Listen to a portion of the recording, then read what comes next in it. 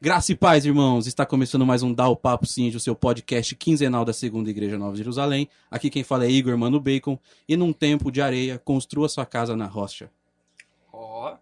Aqui é o Henrique Nogueira e dessa sociedade pós-moderna sou totalmente contra esses não julgueis da vida, hein?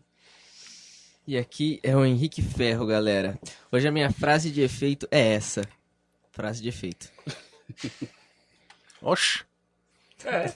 Só isso? Só isso. Caramba, velho. Eu sou o Heraldo, conhecido também como Geraldo, Edivaldo, Edgar, Evaldo, o que vocês quiserem. Tudo que tiver sonoridade Aldo, eu atendo. Minha frase: nunca deixe ninguém dizer que você não consegue. Diga você mesmo, eu não consigo.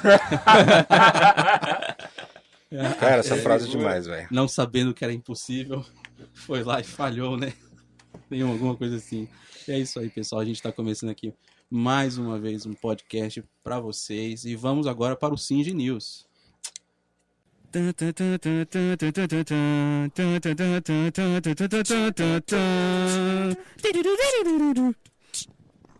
É isso aí, pessoal. Estamos aqui, vamos aproveitar a presença, a nobre presença do pastor Heraldo, que está por dentro da agenda da igreja. Pastor, Eu tô mesmo, velho. diga Então, aí, você tem me pegou de alguma, calça curta. Eu tem tinha alguma que ter coisa? trazido a colinha, cara. Tem alguma coisa rolando aí que o senhor lembra de cabeça? Tem sim, cara. A igreja tá meio parada, né, com esse negócio de podcast, quer dizer, pandemia, né, confundi os nomes. A gente começou um curso de casais piloto esse fim de semana, foi muito legal. Então nós convidamos 6 casais para participar desse curso e nós vamos ter uma segunda rodada fim de semana que vem. Esse curso é um curso piloto em que a gente vai pensar 2 ou 3 casais para que possam reproduzir esse formato, né? Foi muito legal, cara, porque eu acho que o pessoal ficou muito tempo assim, com uma demanda reprimida, né, de querer falar as coisas, compartilhar as coisas, e a gente vive. A proposta da igreja como comunidade, é você poder conversar, abrir o coração, né? Isso que a gente está tendo aqui é preciosíssimo, né? E, rapaz, foi tão legal, porque o pessoal começou a falar muita coisa. Acho que estavam represadas, né, dificuldades, e foi muito legal. Isso é o que está rolando agora na igreja. A gente vai abrir isso para a igreja. Nós não publicamos isso porque é um grupo piloto, né, para formar a liderança. Mas em breve a gente vai ter outros grupos aí para poder fazer isso, né? O que mais está rolando? A gente está aí nessa batalha, né, para reestruturar algumas coisas dentro da igreja, visando aí uma adequação a essa realidade e que tem a ver com o assunto de hoje, né? Mas aí a gente vai dando mais detalhes ao longo do transcorrer das coisas, né? Acho que o mais significativo é isso aí, né, que a gente tem. Bom, Henrique, tem alguma notícia aí dos nossos queridos missionários? Rapaz, não temos no momento notícias dos missionários, mas eu acredito que para o próximo podcast a gente vai estar reunindo aí umas informações legais. Alguns dos nossos missionários, como o Totti Azeza e o Felipe Souza e família, eles mudaram o formato, né, do informativo deles. Então, por enquanto, a gente está sem. Mas, para a próxima gravação, aí, você espere daqui a 15 dias ou 20, que nós estaremos com algumas informações quentíssimas dos nossos missionários. E aí, Henriquinho, você tem Opa. alguma coisa aí sobre a banda, cara? Fiquei sabendo que vocês tocaram no culto de jovens. Cara, eu não tava aqui pra participar, mas eu tô acompanhando, né? Eu tenho acompanhado que eu faço parte, então eu continuo ainda muito feliz e com muita esperança, né, do pessoal. E agora, por conta do culto de casais, a gente deu uma mudada, tá ensaiando no meio da semana, né? Pra quem não tá ligado aí, quiser participar. Cara, é igual o pastor Jailton falou também quando ele veio aqui. Manda bala. Se você não sabe nada e quer aprender também, pode vir. O interesse seu de querer servir a Deus, louvando e adorando, cara, às vezes você não precisa nem tocar. Você vem aqui, acompanha a gente, sabe? Tipo, conversa, observa. Você não precisa necessariamente tocar um instrumento para fazer parte do Ministério de Louvor. Olha só que revelação. Que revelação. E, assim, você pode ajudar a gente de diversas formas, simplesmente estando aqui, sabe? Às vezes você é amigo de alguém e essa pessoa vai se sentir um pouco mais confortável com você aqui, pra tocar. Olha que bênção que você foi na vida dessa pessoa. E você tá fazendo parte do ministério de música, de louvor dos adolescentes. Entendeu? Então, às vezes, se você quer simplesmente orar, falar assim, olha, eu queria separar 5 minutos da minha semana pra orar por vocês, falar, Senhor Jesus, abençoe a banda dos adolescentes. Pra eu estar colocando o seu nome nas minhas orações também e na dos outros, né? Pra gente estar intercedendo junto. Então, cara, tá acontecendo. Graças a Deus. Vai continuar acontecendo. Então, a gente quer mais gente aqui. A gente quer mais pessoa pra gente poder estar junto, pra gente poder conversar, pra gente poder ensinar, aprender também. Então, é isso, cara. De 0 a 10, como você avalia o trabalho do Bruno? Então... Ele escuta esse podcast, não escuta? Escuta. Então, Olha lá. 0 a 10, eu vou dar um 6,5, assim. 6,5? Porque assim, a minha nota máxima geralmente é 7. Então eu coloco um 6,5 pro cara sempre tá tentando melhorar, entendeu? Ah, tá. É aquela coisa que assim, Entendi. é aquele professor, se eu fosse professor, o melhor aluno da sala fez o trabalho melhor do que eu faria. 9,5. 9,5. 9,5. Porque ele fez... Por que, professor? Porque eu sempre quero o melhor de você. Você não vai se contentar com isso daí, não. Isso aí tá ótimo, perfeito, mas pode ser melhor ainda. Eu confio no seu potencial. Então 6,5 pra você, Bruno. E quem quiser tirar a prova aí, o trabalho do Bruno, o cara tá com o canal no YouTube, não sei se vocês viram. Sim, tá sim, lançando cara. toda segunda-feira, tá lançando um best cover lá. O cara é um manda muito e-boy. no baixo. Cara, eu vou colocar na descrição Põe na aí. descrição o canalzinho dele. Exatamente, o cara é um e-boy. Vamos divulgar o canalzinho dele. O cara dá aula também, né? Quem quiser Aula aí, de baixo. fiquem à vontade. Mas, Entrar em contato. mas, cara, se você aplicar esse método na escola pública, cara, os alunos vão te linchar, velho. Pensa bem, Vou viu? tomar um Eu tiro. é porque assim, eu tinha uma professora que ela fazia isso exclusivamente comigo, porque vamos ter mais alguma informação? Eu só ia falar que tá rolando a célula de adolescentes, todos sábados às 18 horas, você aí na faixa etária de adolescente, de 12 a 15 anos, pode estar vindo aqui na igreja, manda mensagem pra mim, pro Henrique, pra qualquer um daqui, que a gente põe no grupo. E cola aí, galera, que o nosso papo tá sendo bacana, a gente tá estudando a vida de Davi e aprendendo com os erros dele, né? Muitas pessoas acham que Davi é um exemplo a ser seguido, mas também Davi tem alguns exemplos a não serem seguidos, é isso que a gente está explorando. Alguns, muitos. Mas o legal que a gente está conversando é, mesmo o Davi tendo muitas situações em que ele foi um cara totalmente cocô, ele ainda era um homem segundo o coração de Deus. E como que ele era esse homem segundo o coração de Deus, mesmo fazendo tantas pataquadas, né? E isso está sendo um papo bem bacana.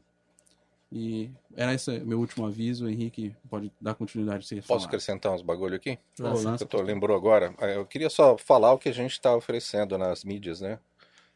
A gente tem a reunião de oração, segunda-feira, às 20 horas, é transmitido através de uma live, né?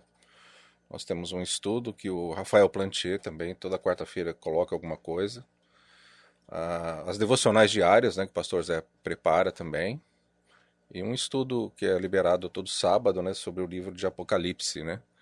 E terminado esse estudo de Apocalipse, a gente vai entrar em outros livros da Bíblia, né? O que a gente está Quem oferecendo. tá fazendo esse estudo, pastor? Um marmitão aí, velho. Um pós-doutor em palavra de Deus. Um fake pós-graduado. E temos o Dá o Papo, a cada 15 dias. Show, aí, ó. podia esquecer. Às sextas-feiras, a cada 15 dias aí. Pra quem não tá sabendo. Pra quem não tá escutando isso numa sexta-feira, foi lançado foi lançado provavelmente. numa sexta-feira. E daqui Logo, 15 logo a dias gente tem vai ter o mais. nosso canal também, né, gente? Isso aí. Já. Então vamos se preparando aí, porque vai ter que se inscrever e curtir de novo todos os nossos vídeos, porque senão você vai receber E 9,5. escuta de novo, porque eu vou colocar uns easter eggs em cada um desses. Olha, aí sim. E quem reunir todos os easter eggs Vai aí participar. Vai participar aqui. Vem Pode conversar trazer com a o gente. tema. Isso, vai escolher o tema e vai participar com a gente, dar uma aula pra gente aqui sobre o tema. Exatamente. Demorou? Bom, galera, esses eram nossos recados. Vamos pro tema agora.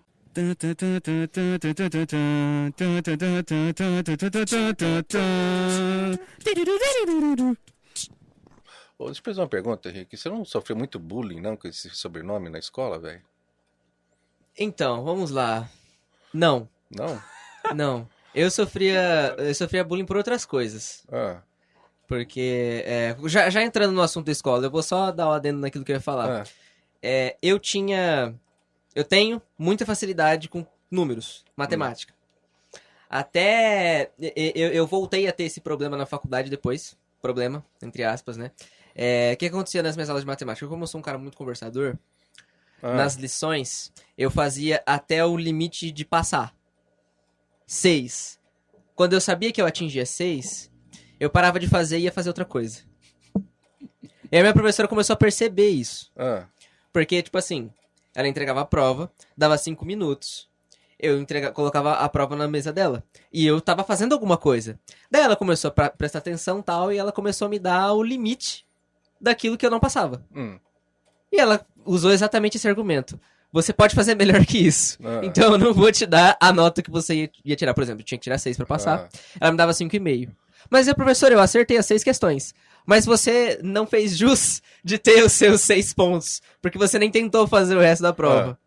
Aí ela começou... Assim, eu fazia essas coisas porque eu não gostava de fazer lição em casa. Eu só fazia na sala. E como eu tinha facilidade de matemática, eu fazia tudo de matemática rapidinho, no limite pra me passar. E eu ia fazer as outras coisas das outras matérias. Aí ela começou a admoestar o meu coração. De uma maneira carinhosa. Nossa. Quando eu era Admoestar. menor, eu fazia exatamente o inverso, acredita? Eu pegava, por exemplo, tinha o quê? 6, 7 anos, 8. Eu pegava o livrinho, eu fazia todas as tarefas do livro em casa pra não ter que ficar fazendo na sala de aula. Caraca, mano. Então, tipo, eu nunca tinha lição de casa, tipo assim, já tava feito. Até chegar um ponto que a professora mandou eu apagar e refazer as coisas que eu já tinha feito. Aquela professora aqui. Maravilhosa, né? Faz a gente honrar o serviço.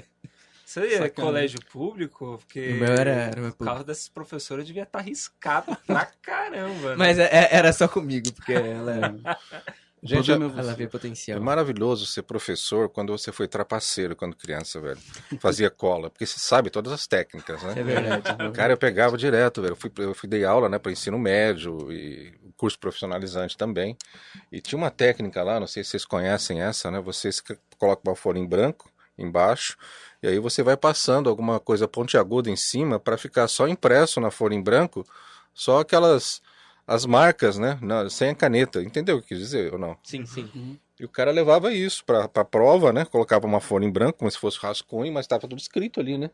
Se você atentasse e visse com detalhes, você percebia ali a falcatrua, né, velho? Eu sabendo disso, eu vi que um cara, meu, tava escrevendo um monte, né? Falei, pô, o cara não é tudo isso não, meu. Tá escrevendo um monte na prova. A hora que eu puxei a folha embaixo, não deu outro. Você pega, põe contra a luz assim, tá toda a matéria escrita ali.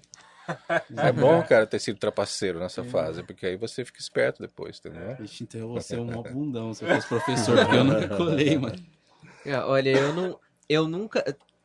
Na verdade, eu acho que isso enquadra-se como cola. Mas eu fazia prova para outras pessoas. Não, mas aí você tá passando cola. Passar cola eu também né? passava. Eu, faço a prova da pessoa e geralmente eu ganhava um salgado e uma coca. Boa. Olha Tá certo. só. Era o meu Tem que preço. empreender desde o começo, né? Era o meu Agora, preço. cara, eu fazia cola, mas não tinha coragem, velho, de puxar cola. Não tinha coragem. Fazia escrevia na perna, aqueles papelzinho dentro da meia, assim. Não tinha coragem. Aí ficava lá. Fica. Mas servia pra estudar, né, meu? Pelo menos eu produzia matéria ali, escrevia, memorizava, ajudava. Não entrava nem no intercrimes direito. Eu vou ter que contar, porque eu acho que eu sou o único aqui, então, que tirou um 0 porque eu não colei. Meu professor fez essa artimanha com a sala. Isso é uma história meio tensa. Meu professor foi demitido por conta disso. Era professor de filosofia. Ele estava tentando ensinar a minha turma sobre questões de valores éticos e morais. Afinal, a gente estava estudando a respeito dos grandes pensadores e tudo mais. E justamente nessa época, a galera não estava querendo fazer nada. E aí o professor até avisou, olha, vai ter uma surpresa na hora da prova e vou logo avisando que quem acertar tudo vai errar. Ele foi bem enigmático, assim. Louco, velho. E aí o que ele fez? Chegou uma semana, 2 semanas depois da prova, ele falou, gente, a prova é essa daqui, quem quiser pode pegar o celular e buscar as respostas. Se quiser abrir o livro, pode olhar as respostas. E ele ficou de boa. Todo mundo da minha turma foi, caçou no livro ou na internet. Eu fui o único panguão que não mexeu porque, mano, não sabia que tava errado, não queria. Só que as perguntas tava muito mais difícil do que os negócios que a gente tinha treinado antes. E aí eu fui o único da minha turma que eu não consegui fazer a prova, porque eu não pesquisei. Justamente eu fui o único que passou da droga da matéria. Todo mundo reprovou. E infelizmente meu professor foi demitido, porque a diretoria não curtiu muito A essa didática, né? metodologia. O cara meteu um exame Chunin, né? É verdade. Exame Chunin do Naruto. Bem isso. É. Bom. E continuando, o pastor, só respondendo a sua pergunta. Eu não sofria bullying por causa do meu nome, Ferro. Por mais engraçado que seja, tinha 2 Henriques na minha sala, eu e o Henrique Ramos. E eu era o Mendes e ele o Ramos. Ou eu era chamado por outros 400 mil nomes, que era, sei lá, Sonic, Por quê? Você é azul, por acaso? não, deixa eu tentar lembrar todos agora. Sempre que eu Mas- tento, eu não consigo. Um Me bloqueio chamavam de mental. Sonic, me chamavam de Bonitão. Zé Bonitinho, Pica-Pau, Pior que parece mesmo, mano. como que é o nome do outro? Cara, Tangente, me chamavam de Tangente. Tem gente, Por velho. que tangente, velho? A Tangente é assim, É no triângulo, né? não, sim, não, A galera fala, sair pela tangente, no Co- cantinho ali. tinha tangente, Tem seno, cosseno, cosseno, né, esses é. negócios. Aí era o seguinte, a professora tava explicando a matéria e embaixo da matéria tinha uma pergunta, né? Daí ela tava explicando, tal, não sei o quê. E no meio da explicação, por causa da minha facilidade, tava todo mundo prestando atenção, daí do nada o doido varrido fala, tangente! Você... No meio da sala, daí a professora, Aí ela continuou a explicação, daí todo mundo falou assim, caraca, o cara é inteligente, é tangente, É o mano, não sei o tangente. que é o tangente. Aí começou a falar tangente. Putz. Aí sim. Ainda bem que não era hipotenusa, hein, velho? É verdade. Verdade. Deixa eu ver o que mais que me chamavam. Me chamavam... Tinha um índio, não sei se era de um desenho do Castelo Rá-Tim-Bum, alguma coisa. Nino. O Não, Nino Nino não era, não é o não era índio, índio, mas ele tinha o cabelinho tigelinha com um Isso. negocinho em cima. Ah, Entendeu? Então eu me chamavam de Nino também, Por causa do cabelo? por causa do cabelo. Tipo assim, eu tenho um cabelo mais ou menos. Ele não é aquele índiozão, mas quando eu era criança ele era um pouco mais liso. E eu usava ele tigelinha. Eu cortava ele na Lindo, altura lindo. certa antes dele começar a ondular. Entendeu? Maravilhoso. Então ficava no pique do bullying. Ficava no pique. Tava pronta. Tava prontinho, né? Pronto, tava pronto. Deixa eu ver. Quando a gente é criança, a gente é moldado pra sofrer bullying. É. cara, Pelos pais. isso aí dá um tema legal, hein, meu, no podcast, em falar sobre isso. Bullying. É bullying. Como É fazer? verdade. Fazer. Como fazer bullying na sociedade pós-moderna. Hoje eles dão uma importância tremenda pra bullying. Cara, eu sofri tanto bullying, cara, e eu tô vivo aqui. Nossa, É. tô uns traumas bravos aí, mas tô vivo, né? É. Mas hoje parece que demole, né, com a pessoa, né, meu, fazer bullying. Eu tinha também, meu nome é Alfaro, é Alfafa, Alfarinha, Alfafa, farinha, Alfarinha. Cara, Alfaro, escabroso, das velho, três me chamavam de do escabroso Nunca- também. Escabroso? eu nunca passei por Escabroso. uma situação assim de bullying. O Mas- máximo que me chamava era de 10 pras 2. Mas Ó. eu levava na boa. Mas eu ria também com os caras, achava Quem engraçado. não sofreu né? bullying fazia, hein?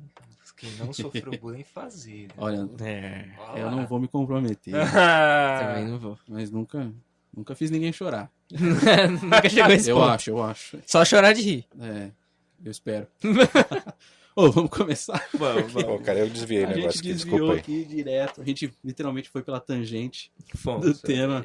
Mas vocês estão vendo aí, a nossa tema é a dificuldade do evangelho no mundo pós-moderno. Quase que um palavrão aí, né?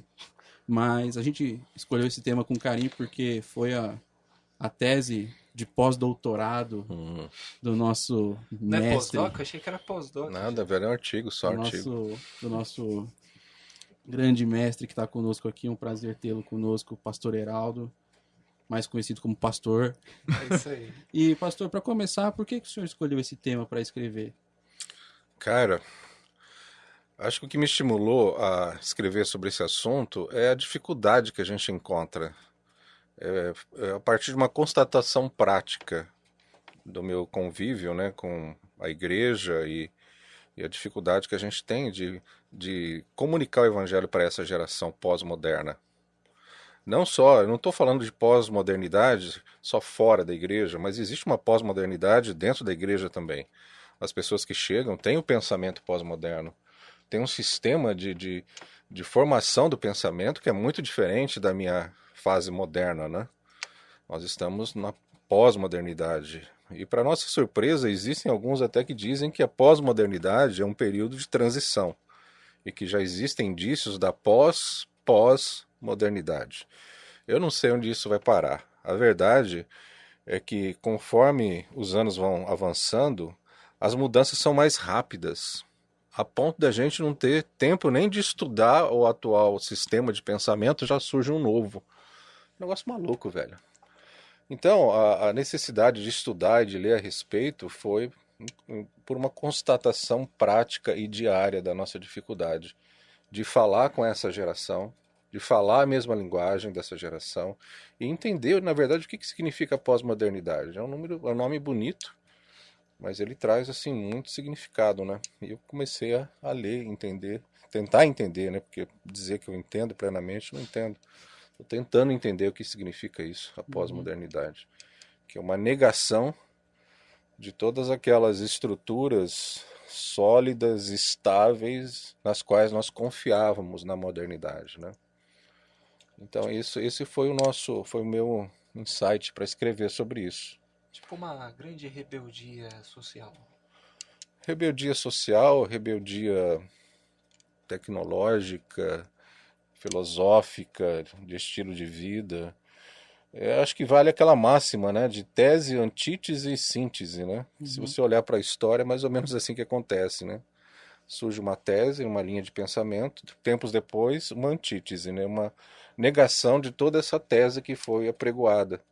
Passa-se mais um tempo e vem a síntese, né? Que na verdade nada mais é do que a união da tese com a antítese. É a síntese do que você já viveu décadas atrás. Talvez a pós-modernidade traga um pouco disso também. É a negação da modernidade, da racionalidade característica da modernidade, em que tudo precisa ser logicamente explicado, cientificamente explicado, onde se nega o transcendental, o sobrenatural. E aí vem a pós-modernidade, que traz esses elementos subjetivos, né? Que fala sobre essa visão holística, né? Que as pessoas estão desenvolvendo hoje com relação ao mundo, ao universo, até a própria figura de Deus, né? E aí começam as contradições com o que nós cremos, né? Com o que a Bíblia diz a respeito de Deus, que é um ser que tem uma personalidade clara, que tem uma cara, que tem um temperamento. Não sei se eu posso dizer que Deus tem um temperamento, mas ele tem um perfil, ele tem as suas características, os seus atributos. Ele é um indivíduo. E a proposta da pós-modernidade é uma proposta holística, né? Em que Deus ele se mistura com a sua criação. Deus ele está nas árvores, Deus está na natureza, Deus é a natureza. Alguns afirmam isso, por isso que a gente vê às vezes gente abraçado com árvore aí, né? Tem gente que se abraça em poste, né? Mas tem outros aí se abraçando com árvores, velho. Então, é essa loucura que a gente vive. Acho que eu avancei um pouco na sua pergunta, né? Mas continuei. Tá ótimo. Eu queria dar uma lidinha num pequeno trecho aqui da sua tese, que eu Artigo. acredito que é o que resume bem aqui a intenção, né? Creio que foi você mesmo que escreveu, que você fez com um colega, né, a sua tese, né? Na verdade, essa pessoa que aparece aí, eu nem conheço ele pessoalmente. Eu só troquei ideias com ele através do WhatsApp e tal, da comunicação que a gente tem com a universidade, né? Ele é o meu orientador. Quem coloca o orientador é a própria faculdade. De acordo com o tema que eu escolhi, eles vão pegar um orientador daquela área. Então é uma pessoa que trabalha na área teológica, tem mestrado, tem especializações na área. E é esse cara então que foi corrigindo meu trabalho. Eu mandei para ele a primeira prova, ele corrigiu, devolveu, mandei de novo, ele corrigiu. E é esse cara aí, na verdade, ele é o meu orientador. Bacana. Aqui o trechinho é: a proposta do presente artigo tenciona provocar uma reflexão sobre a realidade vivenciada pela igreja cristã inserida em uma realidade denominada pós-modernidade, e como essa pode maximizar seus esforços no sentido de cumprir seu objetivo de propagar o evangelho. Ó, Eu gastei um pouco, né, velho? Você tem que impressionar os caras. Se eu começar com essas linguagens coloquiais aqui, você não vai a lugar nenhum, velho. Só pela resposta que os caras são chatos, velho. velho. Pergunta, eu já fiquei impressionado. Exato. Fiquei impressionante aqui. Já que você tomou a palavra, Henrique, por que você não tenta conceituar pra gente aí o que seria a pós-modernidade? Né? Pensando aí do que o pastor já falou, dos seus Você vê que o cara tá querendo me acabar comigo. Não, eu sou o provocador. Você Mano, que é o mais filósofo dentre nós. Olha, por incrível que pareça, há muita filosofia sobre pós-modernidade nos atuais memes de Facebook que a gente vê por aí. Antes mesmo até de você passar, né, a sua tese, Heródoto, eu já estava curioso a respeito do assunto, porque estava começando a sair muito. Eu acredito que os meninos aqui também, nós somos entusiastas dos memes cristãos. Então, tem muito meme sobre não julgueis. Não julgueis, não julgueis isso, não julgueis aquilo. O que é esse crente não julgueis? É aquele crente que pega aquele versículo, né, que ensina a gente a não sermos juízes sobre tudo, né? E eles retrai só essas duas palavrinhas do texto, não julgueis, fora de contexto.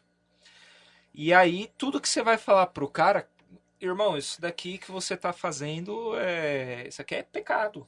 Aí o irmão vai virar pra você, vai falar, o crente não julgueis, vai falar, não julgueis o próximo, não julgueis isso, não julgueis aquilo. Falei, o que você sabe do meu relacionamento com Deus? O que você sabe do que, sabe? E assim, eu comecei a entender que pelo menos essa sociedade pós-moderna, ela nada mais é do que um grande mimimi. É triste dizer isso, mas parece, né? Ela é um mimimi, velho. Você vai pegar o... Porque assim, a gente sabe que a palavra fora de contexto, ela é uma arma. Ela é uma arma poderosíssima. Então, quando as pessoas elas começam a tirar as coisas de fora de contexto, torna-se um ambiente perigoso. Se você tivesse alguém pregando isso, era um negócio perigoso, assim, era um troço hediondo, como a gente tem em alguns casos. Mas, nesse caso, a gente percebe que é mais um escudo que o confortável da igreja encontra para não ter que sair do seu status quo, né? Do seu, que nem você disse. Isso para mim é triste, pra caramba. Isso não tem muito de filosófico até. Isso é só uma grande criancice, ao meu ver. Mas fazer o manejo da palavra para não para satisfazer, para justificar, né, a atitude dele ali, né? Querendo ou não, é uma relativização a seu próprio favor. E quando eu até comentei com o pastor aqui antes da gente iniciar, né, que eu estava pesquisando para conversar aqui sobre o tema, né, a primeira coisa que eu fui pesquisar foi a respeito do Zygmunt Bauman, que trata da modernidade líquida, que eu acho que exprime muito bem as questões sociais pós-modernas que existem. E até eu vi que ele não gosta de usar esse termo de pós-modernidade, ele prefere mesmo essa modernidade líquida, que é essa questão da relativização de tudo que é continuamente volátil, alterável, conforme a pessoa quer, né? E aí, quando eu estava refletindo sobre o nosso tema, eu não pude deixar de associar com a questão, até comentei aqui, na minha frase de efeito, a questão de construir a casa na areia e a casa na rocha, né? Se a gente, consequentemente, nós estamos vivendo numa era pós-moderna, onde tudo é relativo, onde tudo varia muito rápido, onde o social ele está continuamente evoluindo, entre aspas, né? Mudando, os anseios sociais mudam com o passar do tempo e tudo é tão rápido e dinâmico, a gente precisa construir, né, nosso caráter, nossa casa na rocha, né? E onde encontrar essa rocha num mundo feito de areia, né? Num mundo onde os relacionamentos eles são vazios, os relacionamentos são tudo tão momentâneo, né? As pessoas, em vez de buscar algo sólido, como uma pessoa, por exemplo, minha avó ficou com meu avô por mais de 50 anos até ele falecer. Hoje em dia, as pessoas casam de novo, divorciam, buscam... Às vezes, as pessoas nem buscam mais relacionamentos, tipo, de um matrimônio ou um relacionamento com uma pessoa para se envolver emocionalmente, mas estão somente se envolver sexualmente com a pessoa e tá bom, né? Então, como que a gente acha algo sólido nesse mundo feito de areia, né? E aí, eu acho que entra a palavra de Deus e a vida cristã. Acho que eu falei demais. Eu tô lembrando aqui, John, isso não tá no livro Modernidade Líquida do Bauman, mas está numa entrevista que ele deu na internet. E ele menciona uma experiência que ele teve. Ele estava viajando de avião, se sentou ao lado de um jovem e eles começaram a conversar sobre vários temas, né? E esse jovem, com um certo orgulho, disse para ele que ele tinha 500 amigos na internet, 500 seguidores, 500 amigos, acho que foi essa expressão que ele usou. Aí o Bauman ficou pensando. Bauman faleceu já, acho que faz uns 5, 6 anos. E ele devia ter perto de 80 anos, 80 e poucos anos, alguma coisa assim. Então você imagine aí a diferença geracional entre o Bauman e esse jovem. E o Bauman ficou pensando, poxa, na minha vida inteira, quase 80 anos, eu consegui angariar, acho que uns 5 amigos, bons amigos, né? E esse cara aí do meu lado, sujeitinho que mal tirou as fraldas, ele não falou isso, eu estou parafraseando, fazendo uma inferência aqui no diálogo dele. Esse cara que mal tirou as fraldas tem 500 amigos, velho. Tem uma coisa errada nisso. Então o conceito do que significa amizade, isso também é diferente um pouco, né, do que se trata na pós-modernidade. Agora é um amigo que você consegue estabelecer um vínculo com ele, se conectando na internet. Eu não sei qual o termo que vocês usam, né, mas você pode a qualquer momento dar um delete e ele passa a não ser mais o seu amigo. Você tira esse cara da sua rede social e não precisa dar explicações para isso. Esse foi um ponto que o Bauman disse também, né? As relações são muito efêmeras, né? Esse mundo virtual, que é uma característica da pós-modernidade também, ele é muito efêmero. Eu não quero mais ser seu amigo, eu vou te tirar da minha rede social, você não vai ter mais acesso ao meu grupo, enfim. É muito fácil, né? Você não precisa dar uma justificativa, simplesmente deleta o cara. Bloqueio. Tem uma expressão que estão usando agora, velho, tô tentando lembrar. Cancelamento? Cancelamento. Cancela o cara, já era. Até com as pessoas com uma imagem pública, né? Eles fazem isso. Isso é uma característica. Eu tenho quase 60 anos. Eu tive bons amigos, cara, mas também não cabe na palma da minha mão, nos meus dedos aqui, não passa de 5. Como é que você consegue se relacionar com 500 carinhas? Você entende? São conceitos que vão mudando. O próprio conceito do que é um casamento hoje já não é mais o mesmo conceito da modernidade, né? Aquela figura estática, né? Um homem, uma mulher e os seus filhos, né? Hoje você pode ter 2 homens, 2 mulheres, estou dizendo que isso é certo, mas é uma realidade aceita, politicamente aceita nos dias de hoje, socialmente em alguns países, aceita. um homem e um objeto. Ou um homem, várias mulheres, ou uma mulher, vários homens, é tudo... Tem até um filme aí que foi feito, aquele cara que fez o último Coringa, sei qual é. e ele se apaixonou por uma mulher virtual, né? Sim, é o Her, eu acho o nome do filme, não sei em português, que é o Joaquin Phoenix. Diz que lá no Japão é uma febre isso, né? Tem lá umas bonecas de borracha que são robôs, né? E que os japoneses se apaixonam por elas, velho. É uma inteligência, né, artificial que os caras montam e aí fica armazenado em alguns objetos. Tipo, pode ser um daqueles speakerphones que tem, tipo aqueles que na Europa tem bastante, que é aquele que se diz Alexa, aí ela faz aí, tipo... E aí, tipo, eles passaram essas IAs para algumas bonecas, para sabe? Daí tem de todo tipo, tem boneca estilo travesseiro, que você vai pra cama, dorme, tipo, abraçado, e a boneca te dá boa noite e diz que te ama, um negócio bizarro. E desde os bonecos mais avançados, velho. Eu imagino quando começar a soltar os Android por aí, vai ser... Aí acabou o mundo. Aí já era. E a inteligência artificial é uma coisa maluca, porque ela se reinventa, né? O programa inserido dentro de uma inteligência artificial, ele tem a capacidade de armazenar informações e de tomar decisões baseadas nessas informações. Então ele vai interagindo com o meio de forma que ele te dá respostas contextualizadas. O cara se apaixona, né? Pela boneca lá, pelo robô, porque há uma interação lógica, uma interação cognitiva, até emocional, né? Então é um mundo maluco, cara, em que esses conceitos que nós tínhamos muito bem estabelecidos e arraigados na sociedade são todos eles questionados na pós-modernidade. Desmoronado. Nesse sentido que entra essa relativização de tudo, né? Então a verdade já não é mais a verdade. Qual é a verdade? Quem é que detém a verdade? Se alguém ousa na pós-modernidade falar, não, eu sei qual é a verdade, logo vai se levantar um monte de gente, mas quem é você para dizer isso, que você sabe qual é a verdade? Então nós somos, eu pelo menos sou dessa fase da modernidade, ou até pré-modernidade, talvez até mais antigo, né? Em que as coisas são muito sólidas, bem definidas, preto no branco, verdade, mentira. Na pós-modernidade existe tudo uma cinza, tendência a se transformar tudo muito cinza, né? Muito obscuro, né? Até aquele filme, né? Os tons de cinza, como é que é? Eu não assisti Os não, tá? 50 tons de Ah, cinza. 50 tons de cinza. Só fazendo Isso aí, eu ó. não, isso eu desconheço. Mas o senhor comentou Não da... assisti não, viu? Então você corta isso aí lá. Tá bom. Essa parte você aumenta o volume. Você corta, deixando o pastor falando assim, eu assisti Você 50 quer o tons meu de filme, cinza. velho. Verdade. Teve um pastor da igreja aqui, nossa, pastor antigo, velho, falou, mas ele tinha assistido, cara, ele queimou o filme dele, meu, num púlpito de domingo, indicando lá o pessoal para assistir o filme, como é que é? É famoso aí, que fala de infidelidade, dormindo com o inimigo, não, Desconheço. esqueci, velho, isso aqui é um filme todo erótico e o cara citou lá do nada, velho, se entregou, queimou o filme, coitado. Bom, Não vai queimar meu filme não, velho.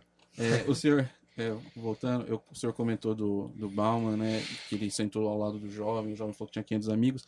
Eu tive aqui um pensamento de como que, querendo ou não, a tecnologia, né, a criação das redes sociais, que em tese elas vieram para justamente combater essa questão, né, de distanciamento, né, porque, por exemplo, poxa, hoje eu posso conversar com uma pessoa do outro lado do mundo instantaneamente, né? Então, em tese, como a tecnologia ela seria útil a justamente essa eu ia falar manifestação, mas não é manifestação, mas essa questão de tipo, juntar mais as pessoas, de solidificar mais os relacionamentos e está sendo usada e está sendo, né? O efeito. O efeito está sendo exatamente o contrário.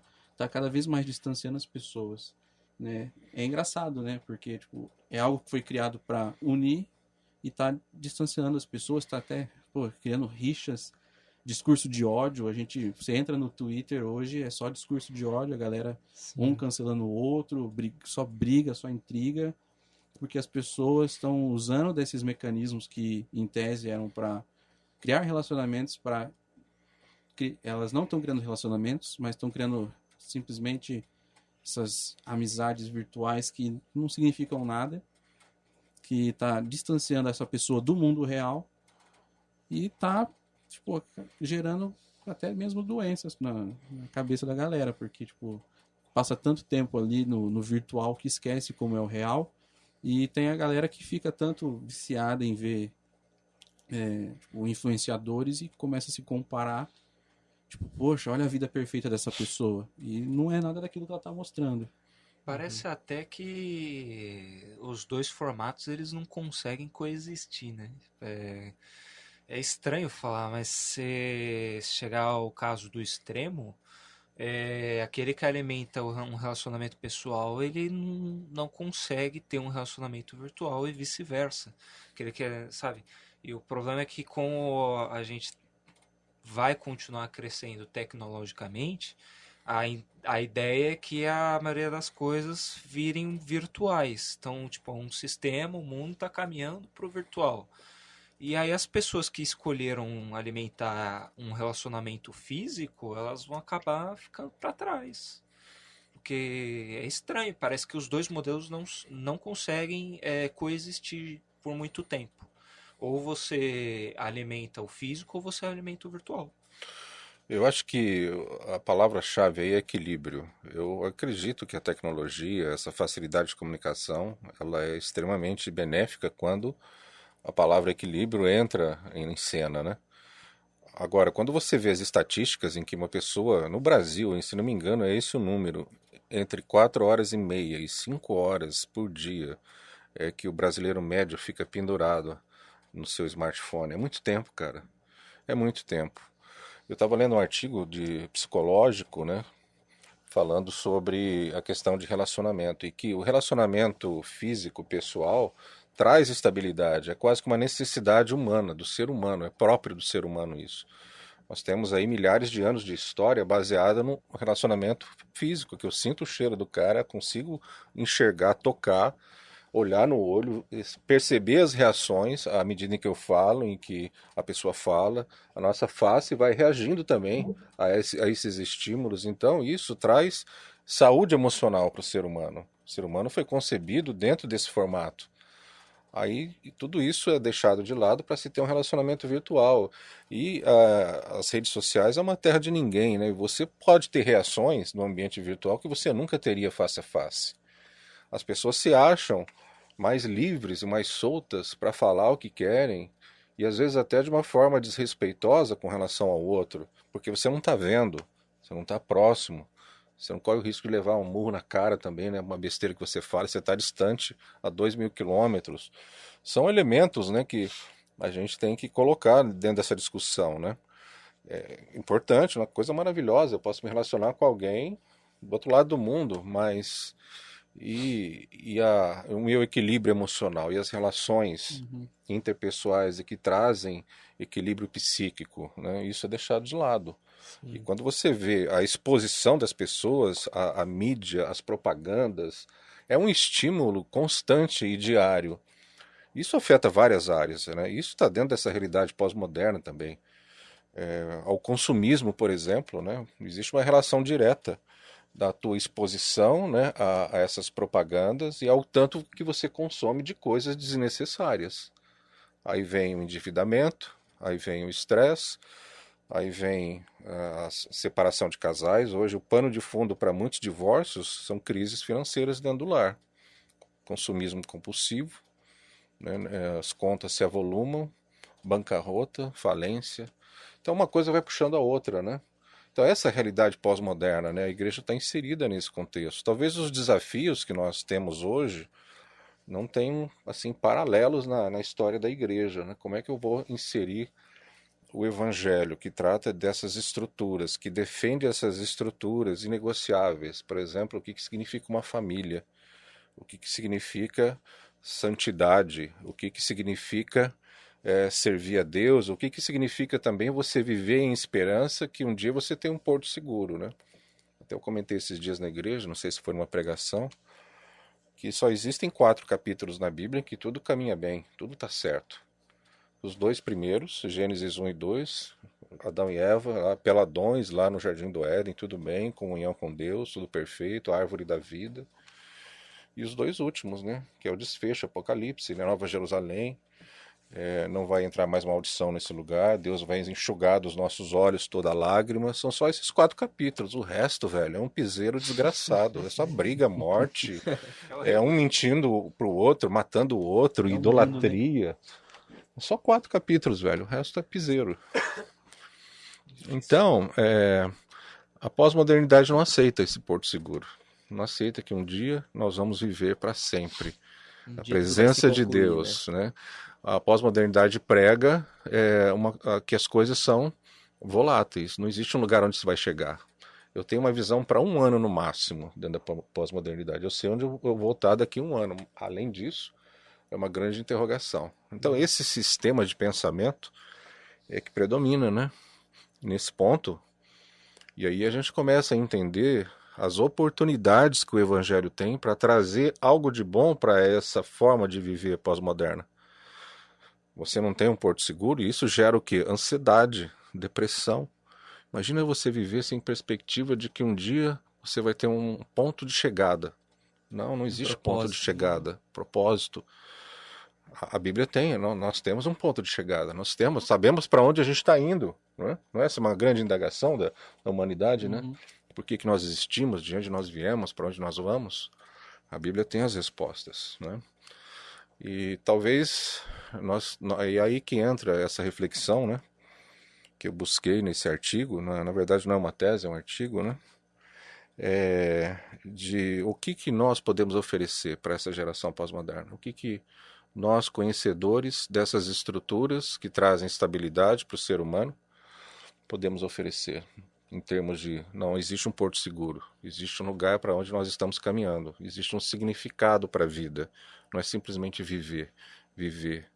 A expressão em inglês, né, having fun. Felicidade, vamos brincar, vamos se divertir, vamos dar risada. Tem um propósito, né, para a nossa existência. E também essa ansiedade, né, que é produzida no coração do homem pós-moderno. Nós vivemos uma crise de ansiedade, de depressão, né? É a maior das pandemias, é a depressão. Não é a Covid, não foi a gripe espanhola, não foi a peste negra. É, na verdade, a depressão. Dizem que quase 30% da população mundial já foi acometida por depressão, né?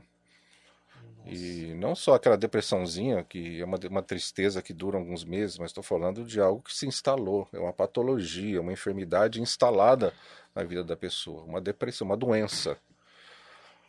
Pasmem, né? Mas o Brasil é o maior consumidor de Rivotril do mundo, né? Inclusive eu sou um deles. Quer dizer, de vez em quando eu tomo um quarto só para dormir, para dar uma relaxada. É bom o negócio, hein, velho? Às vezes eu receito também para uns irmãos. Essa parte também. Só vamos cortar, né? Porque, às vezes a gente vai aconselhar, né, uns irmãos aí, né, que e a gente consegue resolver o problema deles, você dá um monte de versículo, não resolve, você dá conselho, aí, tem um Rivotril aqui, a pessoa não volta mais, fica feliz da vida. Tá me ajudando aí no aconselhamento o Rivotril. Você corta isso aí, velho, você não tô ferrado. Essa é a técnica pastoral pós-moderna. Legal. Piada. Rivotril na cabeça do povo, velho. Mas Tô brincando, velho, mas é uma realidade, velho. Olha que loucura que tá esse mundo, meu. você acha que muito disso, essa questão das pessoas não quererem olhar para frente, é o medo de encarar que a vida tem um fim? Também. E o medo é tal história. Tese, antítese. O que a modernidade dizia? Não. Existem estruturas sólidas pelas quais vale a pena viver. E a modernidade fala muito de razão. Aí vem a pós-modernidade extremamente questionadora, mas tem um fim? Onde é que está isso? Quem que diz que tem um fim? Né? Será que tem mesmo? Sempre questionando, né? Sempre duvidando daquilo que foi colocado como absoluto, né? Mencionei a questão da família, né? A pós-modernidade. É politicamente correto você aceitar, socialmente correto aceitar uma família que dentro dos padrões bíblicos ela é disfuncional, né? 2 homens, 2 mulheres e filhos, né? Que não são nem de um nem de outro, que nem esse rapaz que morreu agora, homossexual assumido, né? E o caso dele foi levantado assim como um cara parece que extremamente bom, caridoso, e realmente eu creio que sim. Já aquele comediante que fez Minha Mãe é Acho que é o Paulo Gustavo, né? Paulo Gustavo. E realmente, eu até assisti o filme dele, morri de rir, achei legal.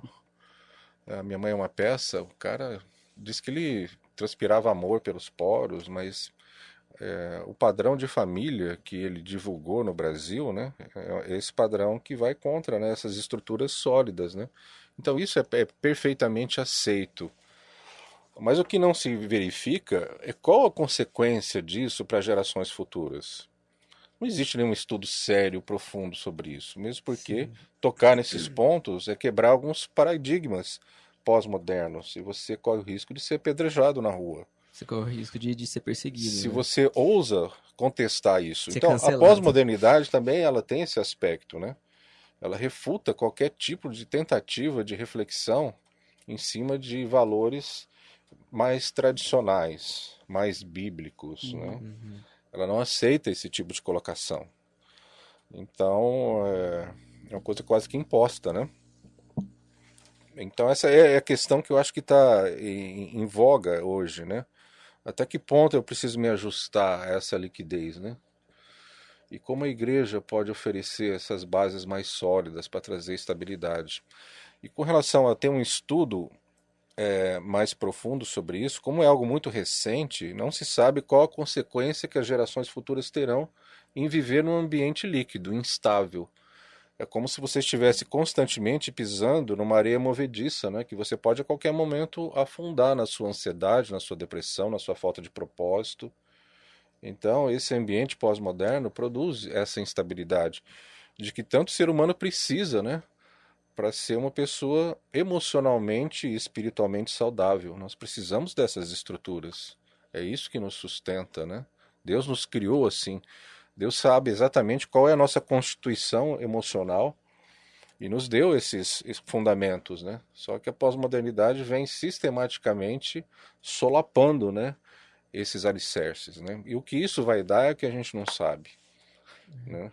Só vamos saber daqui uns 30 anos, 40 anos, talvez uma geração perdida, né? É. Como foram, por exemplo, os hippies, né? Lembram dos hippies que contestavam todas as estruturas sociais, né? Liberação, sexo, drogas, rock and roll, e viveram assim por alguns anos, mas depois voltaram para casa, né? Com o rabinho no meio das pernas, né? Sem dinheiro, sem ter como sobreviver, voltaram para casa dos pais, né?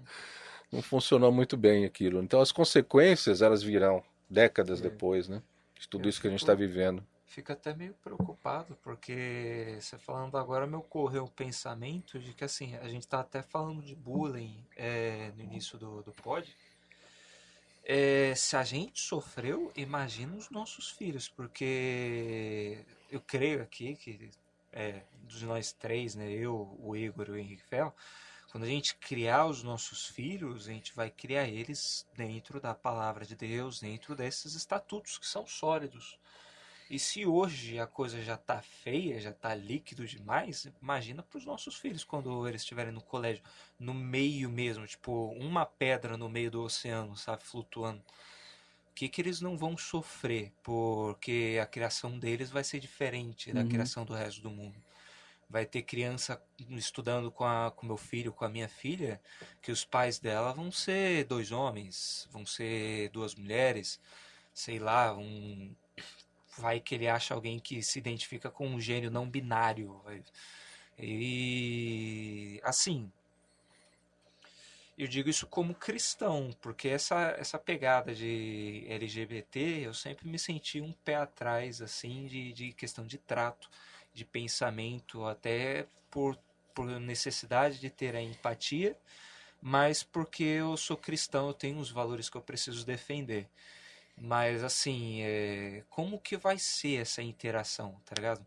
É um negócio pesado, mano.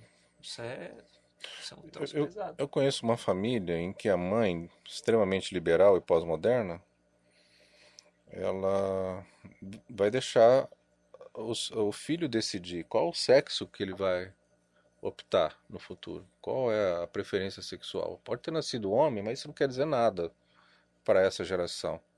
Percebem a contestação Sim. dos absolutos? Quer dizer, fisiologicamente é homem, tem lá um pênis, tem os hormônios masculinos, homem.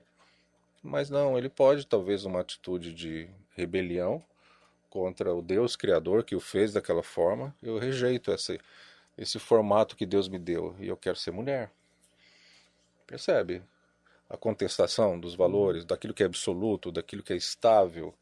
E no fundo, se você for buscar mesmo a raiz de tudo isso, é uma grande rebelião contra Deus. É uma grande rebelião contra tudo aquilo que Deus já estabeleceu.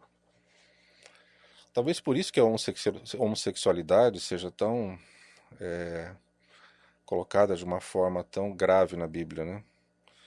Porque é uma rebelião contra a forma como Deus criou. Não, eu não aceito. Deus me criou homem, eu não quero ser homem. Eu quero ser mulher. É a tal árvore do conhecimento do bem e do mal, né? A pessoa se acha o seu próprio juiz, acha o que é melhor para ela. Não o que Deus acha que é melhor para ela. Não, a minha vontade tem que prevalecer. Quando Adão tomou essa decisão, né, de pegar da árvore do conhecimento do bem e do mal, ele estava trazendo para si a responsabilidade de decidir sobre a sua própria vida, o que era melhor para ele. Não importava o que Deus pensasse a respeito, que era o Criador, que sabia do que tipo de material Adão era feito, né? Sim. Então, no fundo de todo esse movimento pós-moderno, existe uma grande rebelião do homem contra Deus. E Deus nos ajude a pregar o evangelho nesse ambiente. Mas que a palavra de Deus tem sim coisas a oferecer, tem pontos vulneráveis dentro dessa, vamos chamar de filosofia pós-moderna, para tentar trazer estabilidade, né, para as pessoas. Um dos pontos que eu queria comentar, né, não é uma coisa tão recente, mas igual a gente já comentou aqui sobre o caso das pessoas que estão se apaixonando por inteligência artificial, né, por um objeto, por um robô. O Japão, ele tem um problema social que é a falta de natalidade. Por cultura, eles já são um povo extremamente xenofóbico, eles rejeitam até as pessoas que são mestiças, né? Elas só tem muito exemplo. A gente é brasileiro, né? A gente tem muita cultura japonesa colocada dentro da gente. E quem tem parente próximo, que já foi trabalhar ou já morou no Japão, sabe que, assim, se você é mestiço, não sei como esses caras conseguem descobrir. Eles sentem o cheiro, sei lá como é que é, como é que eles Cara, é fazem. ninja, né, mano? Seu olho Eles são não ninja, eles tá são 90 graus os samurais. torto, tá Os 70. os samurais, eles descobrem ali que você... Ou às vezes você conta, né? Não é tão difícil, mas... você sofre um certo tipo de preconceito por você já não ser da raça pura japonesa, vamos dizer assim. Isso pode vir do lado do totalitarismo, né, da Segunda Guerra, enfim. Que aí entra na minha concepção, onde iniciaria ele mais ou menos a pós-modernidade, que eu categorizo como depois da queda do Muro de Berlim, historicamente. Né? Mas existem vários inícios e várias pessoas que pensam sobre isso, né? Não é uma coisa sólida, porque é a pós-modernidade que nós estamos falando. Então, o Japão ele tem um problema social que é a falta de natalidade. E ele já tem um outro problema social que vem disso, que é essa xenofobia. Eles não gostam daquilo que não é dali, daquilo que não é natural de lá. Então, eles não gostam da mão de obra que eles precisam que vem dos outros países, dos imigrantes. Eles precisam daquilo porque a própria população deles não está tendo mais filho.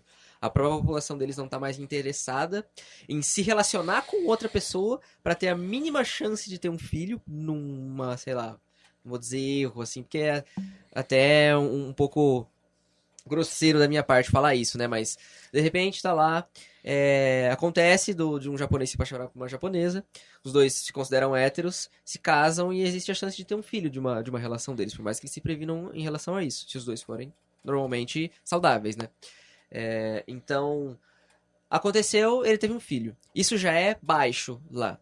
Existem, né, os estudos socioeconômicos que dizem que a gente tem que ter uma taxa de natalidade X de acordo com a população do nosso país e a capacidade econômica que a gente tem. Porque todo ano morre gente, tem que nascer tanta gente para conseguir segurar a economia do país. O Japão, ele já não tem mais essa prospecção. A prospecção dele é totalmente contrária. Não vai nascer gente suficiente para segurar a economia do país. Então o que eles têm que fazer? Eles têm que chamar pessoas.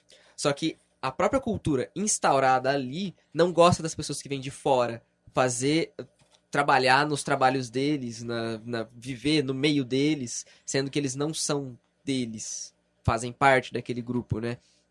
E claro que o Japão é um caso específico, que tudo lá foi muito abrupto, tudo de uma vez, né? É muito rápido, muito mais rápido lá no Japão, né? Eles têm essa também cultural deles seguir um caminho e aquela mudança acontecer muito rápido, né? Eles se transformam, a sociedade eles se transforma, você pode ver a história deles aí, é muito rápido. Tanto nos reinados lá dos shoguns, né? Eu acho que é esse o nome dos imperadores lá. É tudo muito rápido. No Japão é cultural deles. Eles escolhem um sentido, uma direção e vão atrás daquilo, assim, cegamente. Eles são muito, assim, comprometidos naquela direção. Aí eles chegam lá e falam, e agora? Entendeu? Então, o Japão ele passa por esse problema nessa questão social. Quem sabe, não tem como você estipular isso, né? Porque é tudo muito volátil, mas se continuar da forma que está e crescendo, né? A população LGBT, que não é capaz de gerar uma criança, né, não é capaz de gerar um novo indivíduo, ela vai aumentar. E a nossa taxa de natalidade também vai cair. Entendeu? Então, como que a gente vai depender? A gente vai ter que transformar, por exemplo, um país como a África, que tem um problema contrário de população, em um berço de novos indivíduos. Então, vamos, sei lá, vamos classificar assim, a Europa evoluiu a um certo tipo de estado, né? Evoluiu a um certo tipo de sociedade em que a taxa de natalidade está muito baixa. Seguiu o mesmo caminho do Japão, as pessoas não têm mais esse interesse, não tem mais essa identidade, não tem mais esse concreto, né, de eu sou homem, eu sou mulher. Então, eles se identificam de outras formas, e essas formas, não tem como você ter filhos. o Paulo Gustavo e o esposo dele adotaram.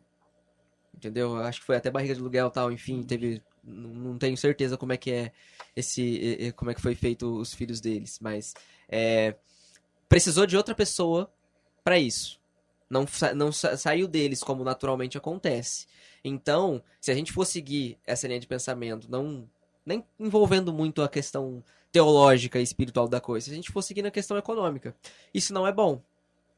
Porque eu acredito, né? Eu espero e tenho esperança que a África comece, né? O continente em si, comece a acontecer um mover de Deus lá com os nossos missionários para que as pessoas comecem a entender, comecem a trabalhar rumo a uma sociedade mais sustentável, onde as pessoas não passam fome, onde as pessoas têm menos desigualdade e afins, e comece a se misturar um pouco mais com a gente. Então, naturalmente, vai migrar isso de volta para lá. Porque as pessoas vão começar a ter e se questionar da mesma forma que a gente se questiona hoje, que a nossa sociedade se questiona hoje. E se acontecer de o mundo todo, sem exceção, começar a cair e ter um problema de natalidade total, porque nós temos pessoas que não gostam mais de pessoas, gostam de objetos, máquinas, pessoas que gostam de outras pessoas e que daquele relacionamento não consegue sair um novo indivíduo. E essa crescente vontade e necessidade de você consumir algo que te faça sentir satisfeito. Então, tudo caminha para algo que não é bom, para algo que não é sustentável e para algo que vai nos tirar vai nos colocar, né, naquela coisa, poxa, agora eu sou o dono do meu próprio destino, eu escolho quem eu sou, se eu nasci homem, eu quero ser mulher, eu posso fazer isso, eu sou o dono do meu destino, mas essa escolha, chegar a esse patamar, me trouxe essa maldição. Porque se eu vou viver num mundo capitalista, eu preciso que novas pessoas nasçam. Eu preciso que, geralmente, a nossa população cresça. Os estudiosos especulam que em 2050 vai chegar, vai estabilizar e dali pra frente vai começar a cair. E até lá, a gente tem que pensar numa solução pra isso. Nós temos até 2050 para resolver um monte de problema. Problema social, problema econômico, problema ambiental. Até conversando um pouco sobre as nossas... a célula, né, que a gente estava falando ontem sobre Apocalipse. A gente tem até alguns anos aí para frente para resolver até a continuidade da humanidade na Terra. Né? Porque aqui vai começar a esgotar, a gente vai precisar de recursos que não vai ter mais aqui. A gente vai buscar na onde? Na Lua, Marte, em outros sistemas.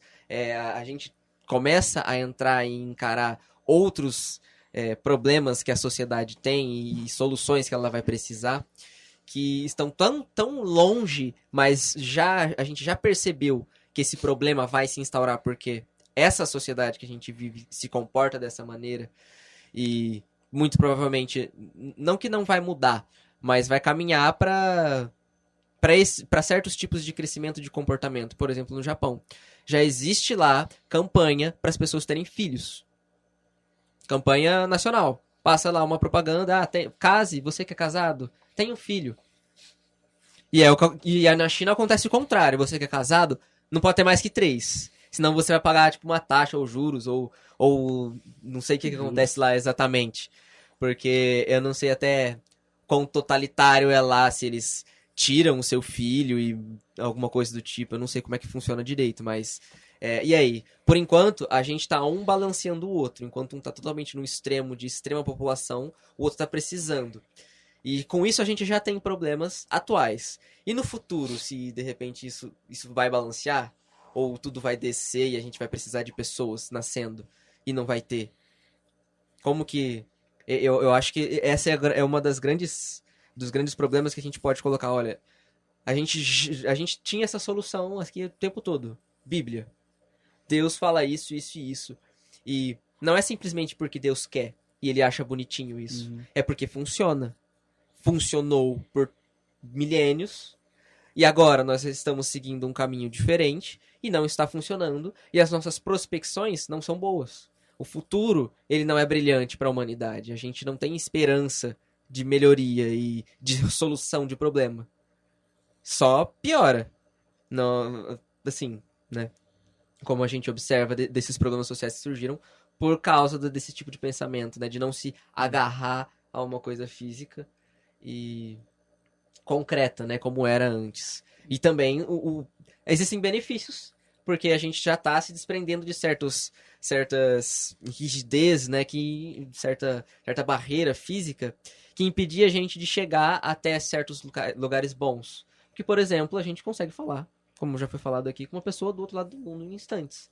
Mas até onde isso é bom? Até onde a gente consegue se equilibrar? Até onde a gente se educou para isso? Porque geralmente a gente só pensa, poxa, a solução é isso para esse problema. Mas essa solução, ela vai realmente solucionar aquilo, solucionar um problema, e ele nunca mais vai existir, ou ela vai solucionar aquele um problema e criar dois. Ou mais. Ou de repente foi só um tapa-buraco, de repente esse problema vai aparecer de novo. Hoje a sociedade, ela entrou nesse looping, nessa volatilidade que nada mais serve. Nada mais é concreto. Então, o que acontece? Poxa, é claro que a gente não pode falar, porque, como o pastor estava falando também, pode ser que daqui 5 anos as nossas prospecções para 2050 mudem totalmente.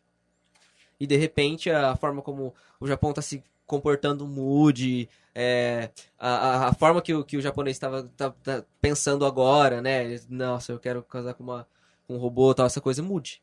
Pode ser que daqui 5 anos ele enjoe do robô e fale assim, não, eu preciso de uma coisa real. Pode ser que isso aconteça. Pode ser que não. A gente não tem como confirmar nada.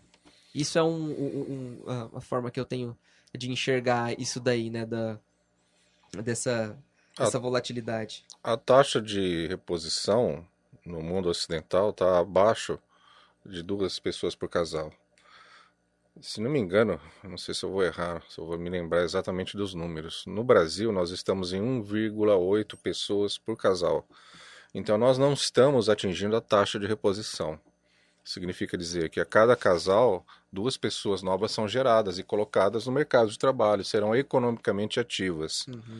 E para piorar essa situação, isso tem a ver também com o nosso tema, pós-modernidade, é uma realidade que a gente vive, né? As pessoas estão vivendo mais. Há 50 anos, a expectativa de vida era 45, 50 anos.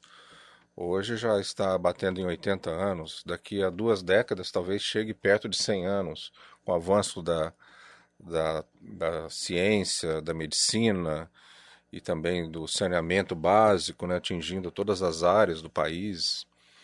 O que acontece? Nós temos menos pessoas economicamente ativas e nós temos mais pessoas dependendo do sistema previdenciário de cada país. Então vai haver uma grande ruptura, porque os velhos, eles não são economicamente ativos, eles estão aposentados, não produzem mais. E a quantidade de jovens que gerariam riquezas para a manutenção dessa massa de pessoas aposentadas já não é mais suficiente. Então vai ser uma grande ruptura, uma grande reengenharia que vai precisar ser feita, né? Para que tudo isso se resolva, né? Mas tem um site na internet bem interessante, em que você cadastra ali qual é o seu padrão de vida. Eu tenho em casa, eu tenho um carro, eu tenho 2 televisões, eu tenho lá algumas coisas, alguns eletrodomésticos, e você vai colocando lá as suas características. A partir dali eles traçam um perfil econômico seu. De acordo com esse perfil, o sistema te diz quantas terras precisam existir para que, se o mundo todo fosse povoado por pessoas com teu perfil de consumo, quantas terras nós precisaríamos ter, né? Caraca. Entra lá, estou tentando lembrar o nome, é um nome em inglês. A tradução literal em inglês é o peso do seu pé. Foot não sei o que, alguma coisa assim. Depois vocês pesquisem. É muito, acho que é isso. É o peso do seu pé no planeta Terra, né? E é interessante ver que esse estímulo constante ao consumismo nos tornou extremamente ávidos por adquirir coisas. Coisas que você compra com dinheiro que você não tem e que muitas vezes você não precisa daquilo. Você acaba encostando. Se você olhar para sua casa, você vai perceber que tem muita tranqueira ali dentro que você não precisaria ter comprado. Eu fico assustado às vezes quando eu fico alguns anos sem fazer limpeza dentro de casa e eu começo a juntar aquelas tranqueiras de coisas que nós compramos porque não tem mais espaço para guardar aquela porcariada toda. E quanta coisa eu jogo fora, cara. Isso aí vai para o meio ambiente, vai para a terra. Quantos milhões de anos dizem aí que vai demorar para para a natureza consumir aquele negócio lá, né? Eu não sou assim ecologista, mas se você começar a pensar nisso, cara, é um negócio maluco, né? Essa avidez, né, que a gente tem por consumir, por ter as coisas. Às vezes umas porcariazinhas na internet, né? Custa pouco, mas eu vou comprar isso aqui, é interessante. É nada, você não precisa daquilo. Você pode viver sem aquilo. A gente estava comentando agora sobre celular, né? Uhum. Você sai na rua sem um negócio desse, você se sente vulnerável. Meu, absurdo. Eu sempre desci além nisso aqui, mas eu sou dependente dessa porcaria aqui, porque um dia eu vim pra igreja, esqueci o celular. Eu tive a pachorra de voltar lá em casa e buscar o celular. Mas por que ia precisar do celular? Eu tava dentro da igreja, no culto, velho. Por que ia precisar do celular? Então, é, essa, esse estilo de vida pós-moderno vai nos impondo coisas, dizendo para você, você precisa disso para viver. Você precisa disso para ser feliz. Você percebe que é uma coisa imposta, né? Você precisa de um carro do ano para ser feliz. Você precisa ter dinheiro para ser feliz. Você precisa ter sucesso na profissão para ser feliz. Por isso que eu coloquei isso aqui, na verdade, é um protesto a esse sistema, né? Eu coloquei no meu perfil essa frase de impacto aí, né? Isso aí vem de um canal, acho que no Facebook, né? Coaching, um coaching do fracasso. Hoje tem esses coaches aí, né, que sempre soltam essas frases assim motivacionais, né? Ó, você vai conseguir, você pode. Essa daí, na verdade, é um contraponto a isso aí, né? Porque a gente não precisa entrar, sabe, nesse roldão aí que obriga a gente, não, você tem que caminhar nesse sentido. Esse aqui é a massa, como se fosse uma boiada que está sendo tocada, né? Uhum. Você tem que ir no rumo da boiada. Aí de você se fala, não, eu quero ir em outro sentido, né? Ou você é atropelado por essa boiada, ou Vai ser jogado na você vai ser, fornalha. você vai Igual ser Sadraque, Mesaque e Abednego. encarado como um pária, né? Um ignorante, um fundamentalista, né? Você recebe lá um rótulo, né? Se você não está seguindo nessa ordem, né? É que eu agradeço ter crescido na Assembleia, que o primeiro desenho que eu lembro de conectar a igreja era aquele peixinho da Assembleia nadando contra um monte de peixe, sabe, do rio. Uhum. Aí, velho, a gente já tá sendo treinado desde cedo já. E, Né, pra estar tudo contra o sistema. Nadar E contra a um- corrente, né? um desafio, né? Mas hoje em dia, se você abertamente defende, né, que é cristão, você vai ser taxado de, igual o pastor comentou, né, de retrógrado, né? Você tem esse tipo de pensamento, você é uma pessoa pré-histórica, né? Porque hoje em dia é tudo tão...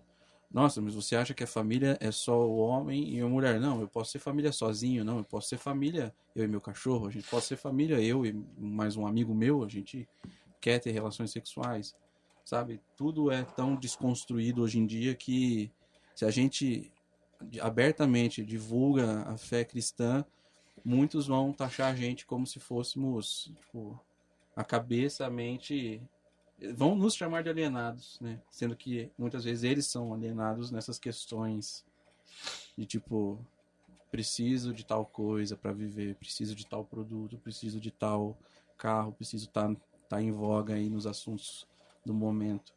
E aí a gente acaba passando por seres da caverna, sendo que nós temos uma base. E quando é entre nós e essas pessoas que não têm base nenhuma, mas simplesmente vivem por viver, né, aproveitando um dia de cada vez, não que seja errado aproveitar um dia de cada vez, pensar dessa forma, mas tipo, tudo para ela é aquele dia e o dia seguinte ela vai de novo e vai nesse ritmo até quando ela entender que tá bom, né? Quando esses dois tipos de pessoas serem confrontados por problemas ali reais, nós que temos a nossa base, a gente tem o nosso fundamento ali na palavra, a gente vai ter a nossa, entre aspas, muleta, né? Pra gente se apoiar. Uhum. Essas pessoas não vão ter onde se apoiar. E aí que entra essas questões, tipo, a pessoa vai desmoronar, e aí entra problemas psiquiátricos e a pessoa vai acabar, no pior das hipóteses, vai tirar a própria vida. É até engraçado você comentar, porque hoje, essa semana passada, eu numa discussão com um colega, né, porque estavam falando a respeito da guerra entre Israel e Palestina, qual que seria o grande motivo e não sei do que, e eu querendo fazer com um ar de piada, né, com ar de piada, mas sabe que piada sempre tem um fundinho de verdade. Mas eu ia falar, não, essa guerra aí de Israel e Palestina, na verdade, é uma bronca da época lá de Abraão, que ele foi e se deitou com a concubina de Sara e teve Ismael, quando era para ele ter só Isaac. Mano, ele nem deixou eu terminar de falar, ele virou pra minha cara, tipo, sabe quando a pessoa dá uma olhada, tipo, você acredita nisso? Pior que ele ainda perguntou, ele deu um olhar e ainda perguntou, você realmente acredita nisso? Aí eu fiquei, cara, porque assim, se eu tivesse falando sobre Arca de Noé, se eu tivesse falando sobre machado subindo da água, Mar Morto sendo aberto no meio, tudo bem, a gente entende, é a reação que a gente espera das pessoas. Mas, mano, eu tô falando sobre um negócio que é histórico. Eu tô falando sobre um negócio que, sabe, é documentado. A guerra de Israel com os países vizinhos é documentada pela Bíblia. E é isso, sabe? Você não pode pontuar nada que seja sólido, algo que seja, sabe? Se for bíblico, se a pessoa fala Bíblia, e você já é escarrado ali como o inculto do negócio. Sendo que, e isso eu vou admitir no meu coração, tá? Porque eu fiquei muito chateado com esse comentário dele. Porque isso eu até pequei, na verdade. Porque eu comecei a olhar pra pessoa como sendo. Sabe quando você olha pra pessoa, mano, eu que tô estudando um negócio, você não sabe, está só comentando um negócio que talvez você nem entenda direito. E você tá me julgando como um inculto. Então eu tive um pouquinho de ira naquele momento, eu devo admitir. Mas assim, velho, é o que o crente tem que aturar hoje em dia. Você não pode dizer mais coisas com ar de certeza se você vai falar da Bíblia. É sempre com o pé atrás. O que a gente percebe também como característica marcante nessa pós-modernidade é a busca, é o hedonismo, né? A busca pelo prazer, a busca pelo bem-estar, independente de que consequência isso possa trazer para o outro, né?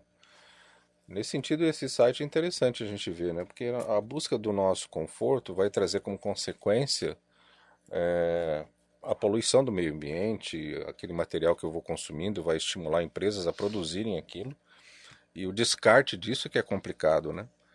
Então, essa visão hedonista do mundo, em que tudo tem que conspirar para o meu prazer, para a minha alegria, para o meu conforto. E a tecnologia cumpre muito esse papel, né, de oferecer esse conforto para a gente. Hoje, eu lembro da época, velho, em que eu era pequeno, né? Bom, eu sou dinossáurico, né, gente? Vocês vão me desculpar, mas eu vou trazer algumas lembranças aí do passado. Em que você ligava uma televisão, você tinha que levantar do sofá para ligar e virar o botãozinho. E não era apertar, era um botão duro, velho. Você botava, foi clac. Minha avó tinha uma dessa. E demorava para funcionar, porque era válvula, tinha que esquentar a válvula para aí a televisão começar a funcionar. E era preto e branco. Aí não tinha televisão colorida, aí começaram a vender uma espécie de uma película que você colocava na frente da TV, que dava umas nuances de cores, assim, e dava a impressão, né, que era colorido, né, mas era preto e branco. Depois veio a colorida, nossa, aí foi maravilhoso, né? Mas quando o sujeito senta confortavelmente lá no sofá com seus 150 quilos, né, meu? Ele tá com um monte de controle, né? Ele não levanta a bunda daquele sofá pra nada. Ah, ligar o portão eletrônico. Pé. Não precisa nem descer do carro, Alexa, né? Alexa, please. Turn on a televisão tá aqui, né? E agora a gente estava conversando um pouco antes, né, sobre as casas inteligentes, né? Hoje com controle assim de cristal líquido, né, com touchscreen, tecnologia touchscreen, você controla a sua casa inteira. Tem um parente aí da minha família, o cara foi para os Estados Unidos, era um programador mediano aqui no Brasil, foi para lá e entrou nessa área aí de automação de residências. O cara tá ricão lá, né? Começou a ser... Aí você tá no seu trabalho e você programa lá a sua banheira de hidromassagem, né, para ela encher e já deixar na temperatura que você quer. Né? Deixar a temperatura ambiente já pré-programada do jeito que você quer, de forma que você vai chegar em casa, você vai estar tudo prontinho, tudo ligado, climatizado, conforto extremo. E sempre essa busca do conforto, ela é extremamente egocêntrica, porque não importa a consequência dessa busca, o que vai trazer para as pessoas ao meu redor, não é? E para ser assim mais sinistro ainda, né? A questão da engenharia genética, né? E hoje já existe tecnologia para você decidir que tipo de filho você vai ter. Isso aí é Eu tenso. quero ter um filho assim, bonitão, que nem o Igor, forte, que nem o Igor, olhos claros, Aí, né, que nem e que Igor. tem assim, por exemplo, um temperamento alegre, extrovertido. Você sabia que a engenharia genética, cara, chega nesse nível de detalhamento? Se eu quiser ter um filho ruivo, eu consigo. Só preciso do Consegue. dinheiro. Só. É. Então, Mas você no seu entende, caso é mais o homem, fácil, né? o homem, Ou tentar bastante. É, no seu Tentativa caso, e erro. uma hora vai dar certo. o homem tá brincando de ser Deus, velho. Na verdade, ele quer decidir o seu futuro, ele quer criar em torno de si um ambiente perfeito, entre aspas. Mas é tudo uma grande falácia, né? Porque o único que pode suprir a necessidade do homem e trazer a verdadeira felicidade é o próprio Deus, né? Não são essas coisas acessórias que ele vai incorporando na sua vida, tentando trazer felicidade, alegria, né? E nunca a indústria do entretenimento cresceu tanto na história da humanidade como agora. Se gasta muito com entretenimento, né, meu? Eu tive lá há uns anos atrás, nos Estados Unidos, e conheci Orlando, né? Em Orlando você tem uma atração diferente para cada dia do ano. Se você quiser, a cada dia conhecer um parque diferente, você tem atração para isso. E são milhões e milhões de pessoas que passam por lá o ano inteiro. Muito dinheiro rolando. E gente que gasta e gasta muito dinheiro para ter alguns minutos ali de alegria, né? A montanha-russa, ou assistindo lá o filme O Exterminador do Futuro, né? Eu fui lá assistir, né, na Universal. E, cara, o negócio Universal é sinistro, Studio, velho. não Você é tá igreja. sentado na poltrona É lá verdade, e Universal tudo Studio. 3D, né? Daqui a pouco vem um monstro em cima de você lá, ou aquelas máquinas, e aí cai umas gotículas em cima de você, e a poltrona mexe. Entretenimento puro. Agora, quantos milhões de dólares foram gastos para produzir aquele negócio lá? E os bestão aqui vão lá e gastam, né?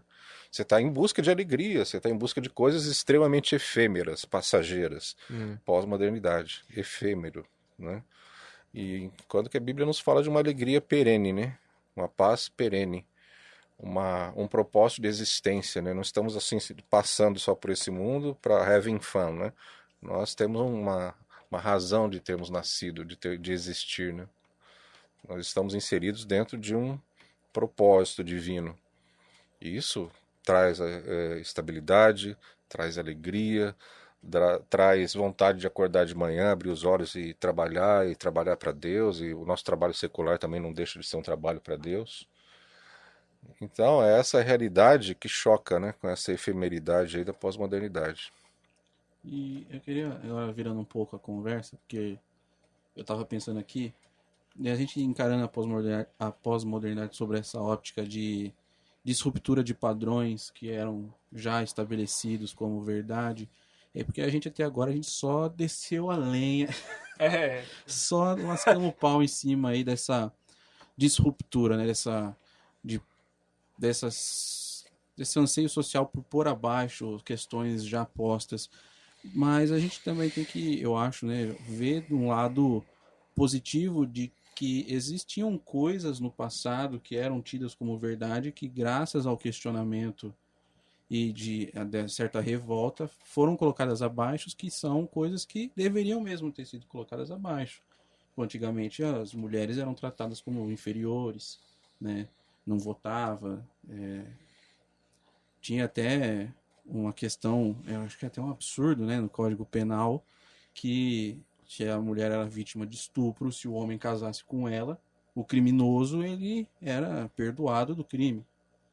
É mesmo? É mesmo. Rapaz, Nosso Código Penal Que tratava o sacanagem. crime de estupro dessa forma. Se o cara casasse com ela, ele não era mais, não tinha mais cometido crime. O crime existia. Legítima defesa da honra também, né?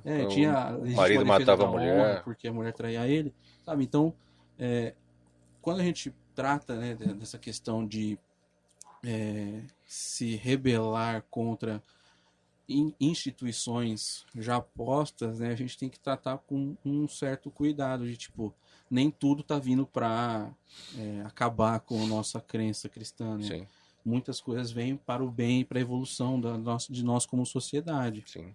Então, eu acho interessante pontuar isso aqui, porque aí vocês ouvintes não vão saber que a gente também não é um bando de extremistas. Claro. Que...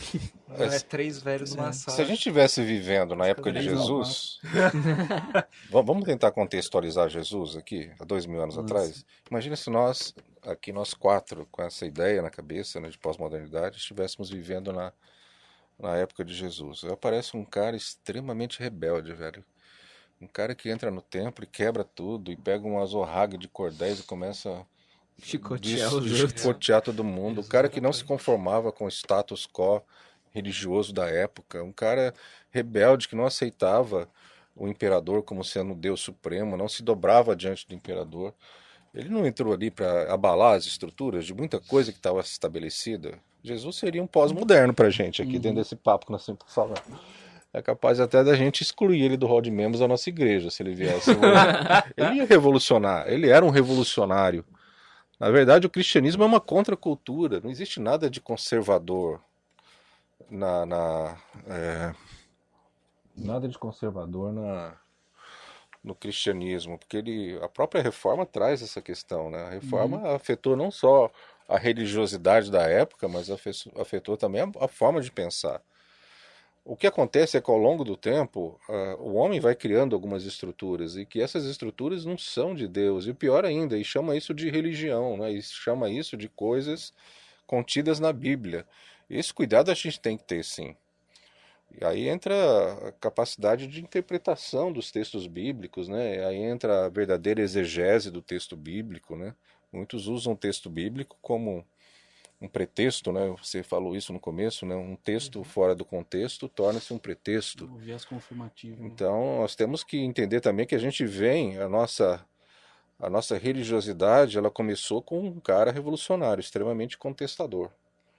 Todavia, ele veio trazer algumas estruturas, e essas estruturas nós cremos, nós defendemos essas estruturas. Todavia, tudo começou com uma contestação. O que na pós-modernidade a gente tem que aprender a separar o joio do trigo é essa rebelião implícita, né, em querer destruir essas estruturas que o nosso revolucionário estabeleceu, entendeu? Embora ele fosse um revolucionário, ele colocou algumas poucas estruturas.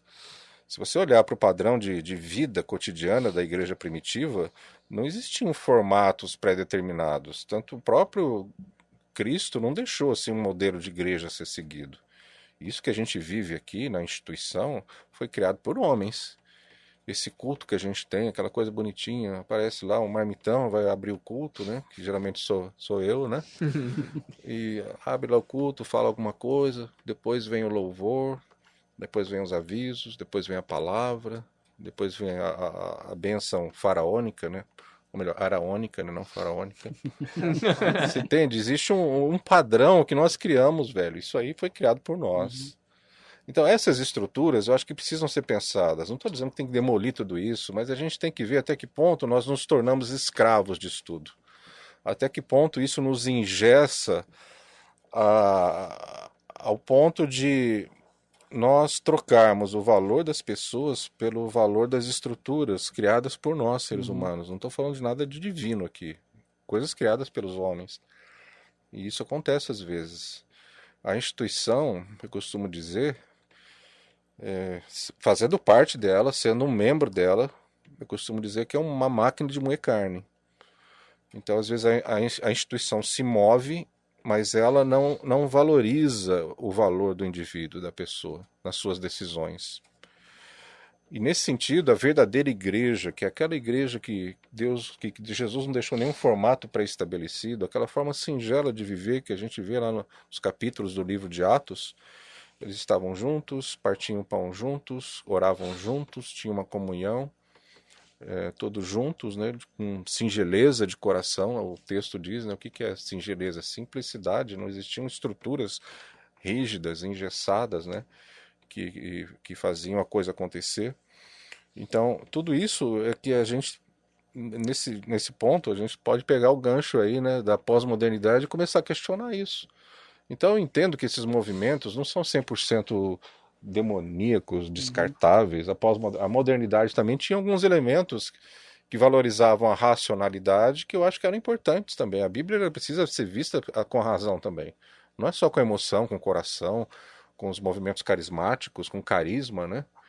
A gente tem que olhar de forma racional. A Bíblia fala sobre culto racional. Deus nos deu razão, nos deu capacidade de pensar, de avaliar. Isso é algo divino também. Então, todas essas questões têm que ser olhadas com equilíbrio e eu vejo alguns elementos até importantes da pós-modernidade que nós podemos usar. São pontos de intersecção com a própria palavra de Deus, né? A própria luta de Jesus em favor dos mais desfavorecidos daquela sociedade. Jesus teve muito mais tempo com as pessoas em estado de vulnerabilidade do que com os ricos, os poderosos. Foi para esses que Jesus viveu a maior parte do seu ministério de 3 anos aqui na Terra.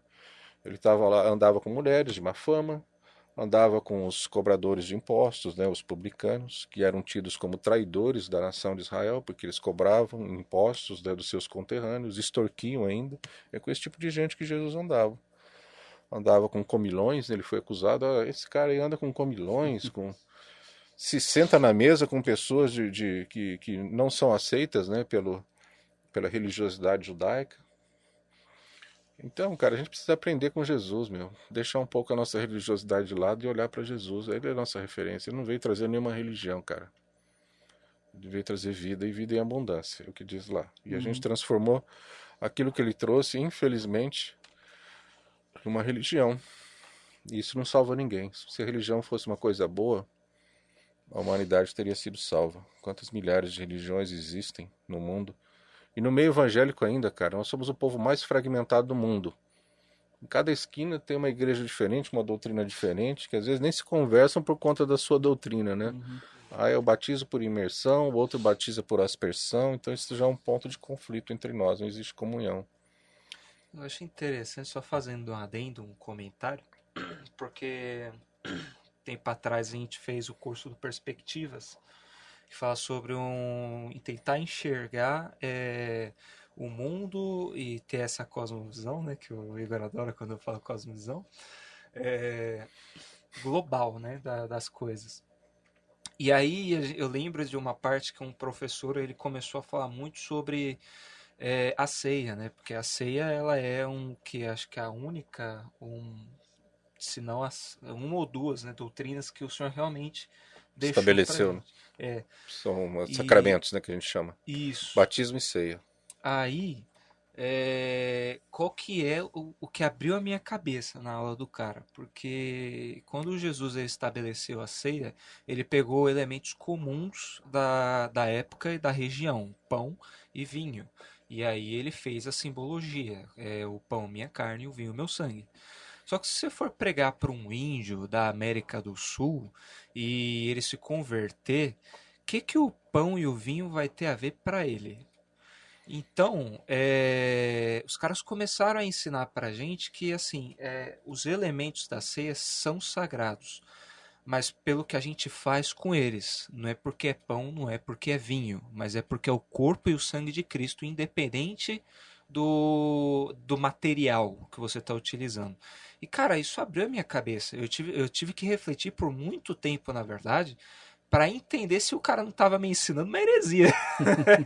Porque, para pra pensar, em todo canto que a gente vê a ser acontecer, até em artes, né, fotos, pinturas, a gente vê pão e vinho, independente da etnia da pessoa. Mas será que isso não é justamente algo que a gente acabou, sabe, travando? Porque imagina, se eu digo pro índio que sei lá, o leite da lhama que ele toma todo dia e a pera, sabe, que ele também toma sei lá, no café da manhã, sabe, se é o corpo e o sangue do senhor dele, ele vai enxergar aquilo ali diferente. Porque não é um negócio que ele vai tomar uma vez por mês, é um negócio que ele come todo dia. E todo dia ele vai se lembrar do corpo de Cristo.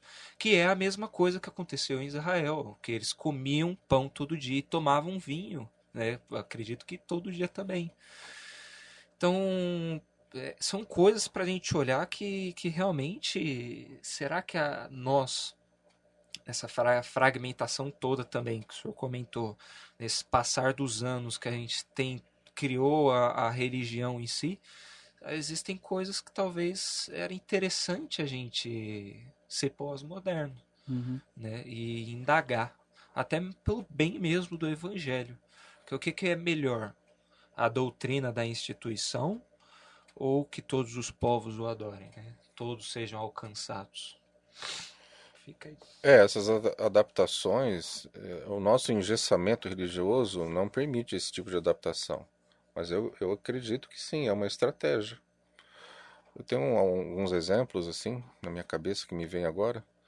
Um caso que eu ouvi falar de um missionário, eles começaram a evangelizar uma tribo que tinha uma tradição de canibalismo, né? Mas eles já tinham deixado isso há algum tempo. E aí ele estava ensinando aquele trecho lá, né, acho que em Timóteo, que fala que o obreiro, né, deve ter uma única mulher, esposa de uma única mulher. E naquela cultura era comum, né, um homem ter várias mulheres, né? Era natural. E aí ele ficou surpreso com aquilo e o obreiro impôs praticamente, para você ser um obreiro aqui, você precisa ter uma única mulher, né? E ele querendo servir a Deus genuinamente, né?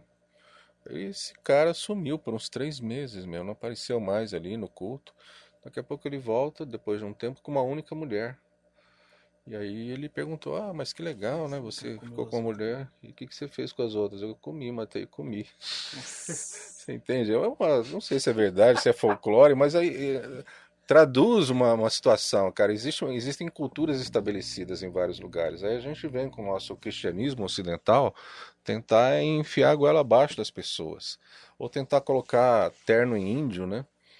Infelizmente, os primeiros evangelistas que vieram para o Brasil tentaram fazer isso, criar um padrão de religiosidade imposto, né, sobre os índios que tem uma cultura milenar de uma forma muito simples, né, a ponto deles precisarem serem ocidentalizados primeiro para depois aceitarem o evangelho, sendo que eles são daquela forma porque é cultural, é a forma deles se expressarem, a identidade desse povo está ligado às suas expressões culturais. E quando a gente tenta aniquilar isso, você cria uma crise de identidade. As pessoas perdem o referencial.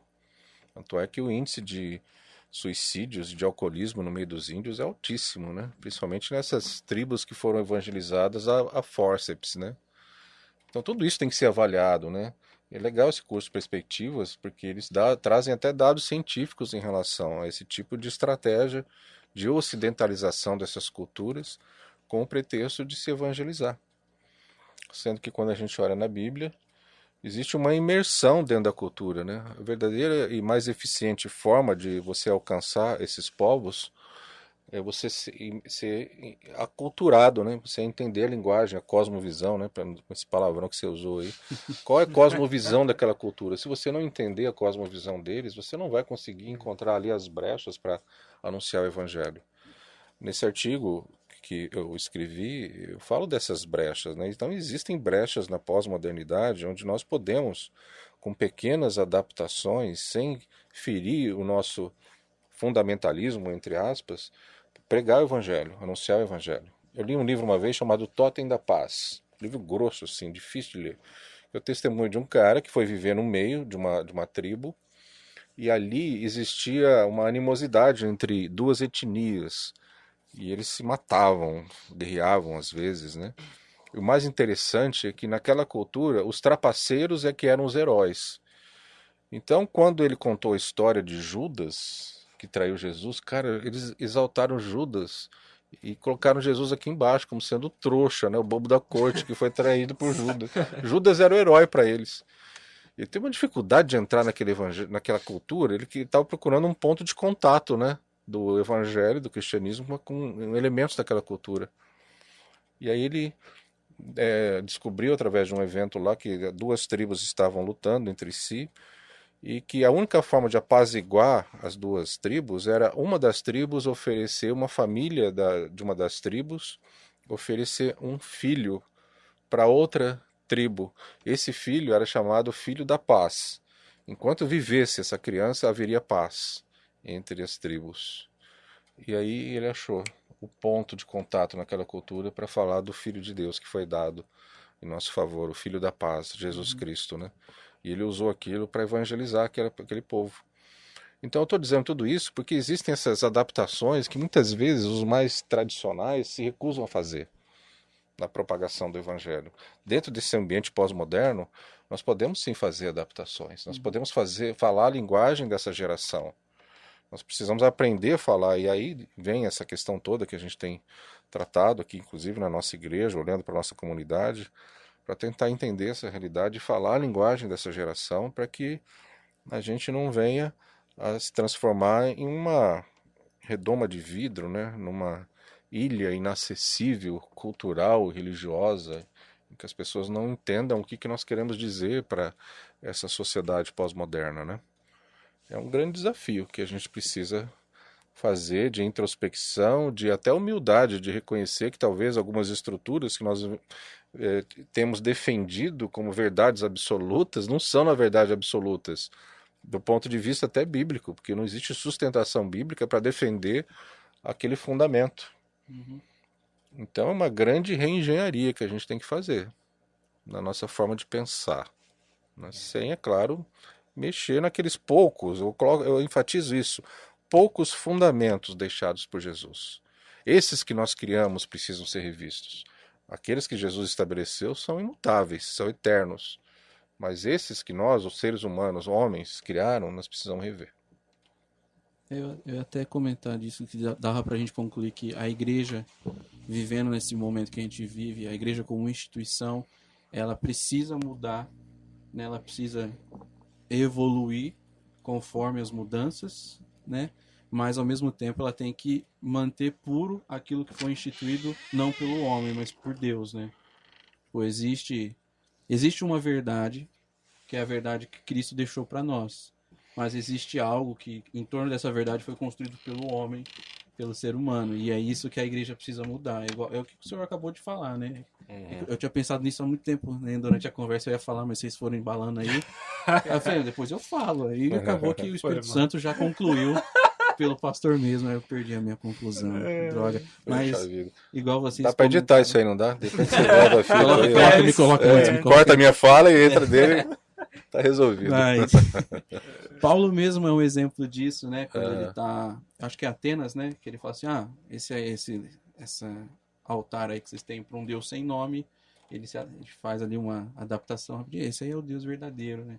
Que criou todos os outros. A gente tem que sempre ter com essa atenção, não só para tratar com os povos, né? Os povos mais variadas culturas, mas com o próximo ali, na onde quer que a gente está. Às vezes o cara tem uma ideia totalmente diferente do que é o mundo para ele, né? Do como que é a vida, e às vezes em alguma dessas ideias que ele tem a gente consegue incluir o evangelho e Jesus, o cara vai fazer a ligação e falar, realmente, tem alguma coisa aí. E é impressionante como hoje coisas que eu acho bizarro é que tem gente que realmente não conhece histórias da Bíblia. No meu primeiro ano de faculdade, eu estava tendo aula de Teoria Geral do Estado, e a gente estava o professor ia dar sobre tipo, as formas, né, que o Estado nasce, e uma delas é a teocrática. E ele foi dar o exemplo e foi falar ele falou assim, o rei Davi, né? Ele foi falar que é o governo instituído por Deus. E aí uma menina perguntou um negócio, ele falou assim, não, é só pensar no rei Davi. E a menina não sabia quem era Davi. Ela não tinha ideia de que existia um Davi que matou Golias. Uma pessoa da minha idade não tinha ideia de que existia alguém que com uma fundinha lá, um estilingue, derrotou um gigante e virou rei.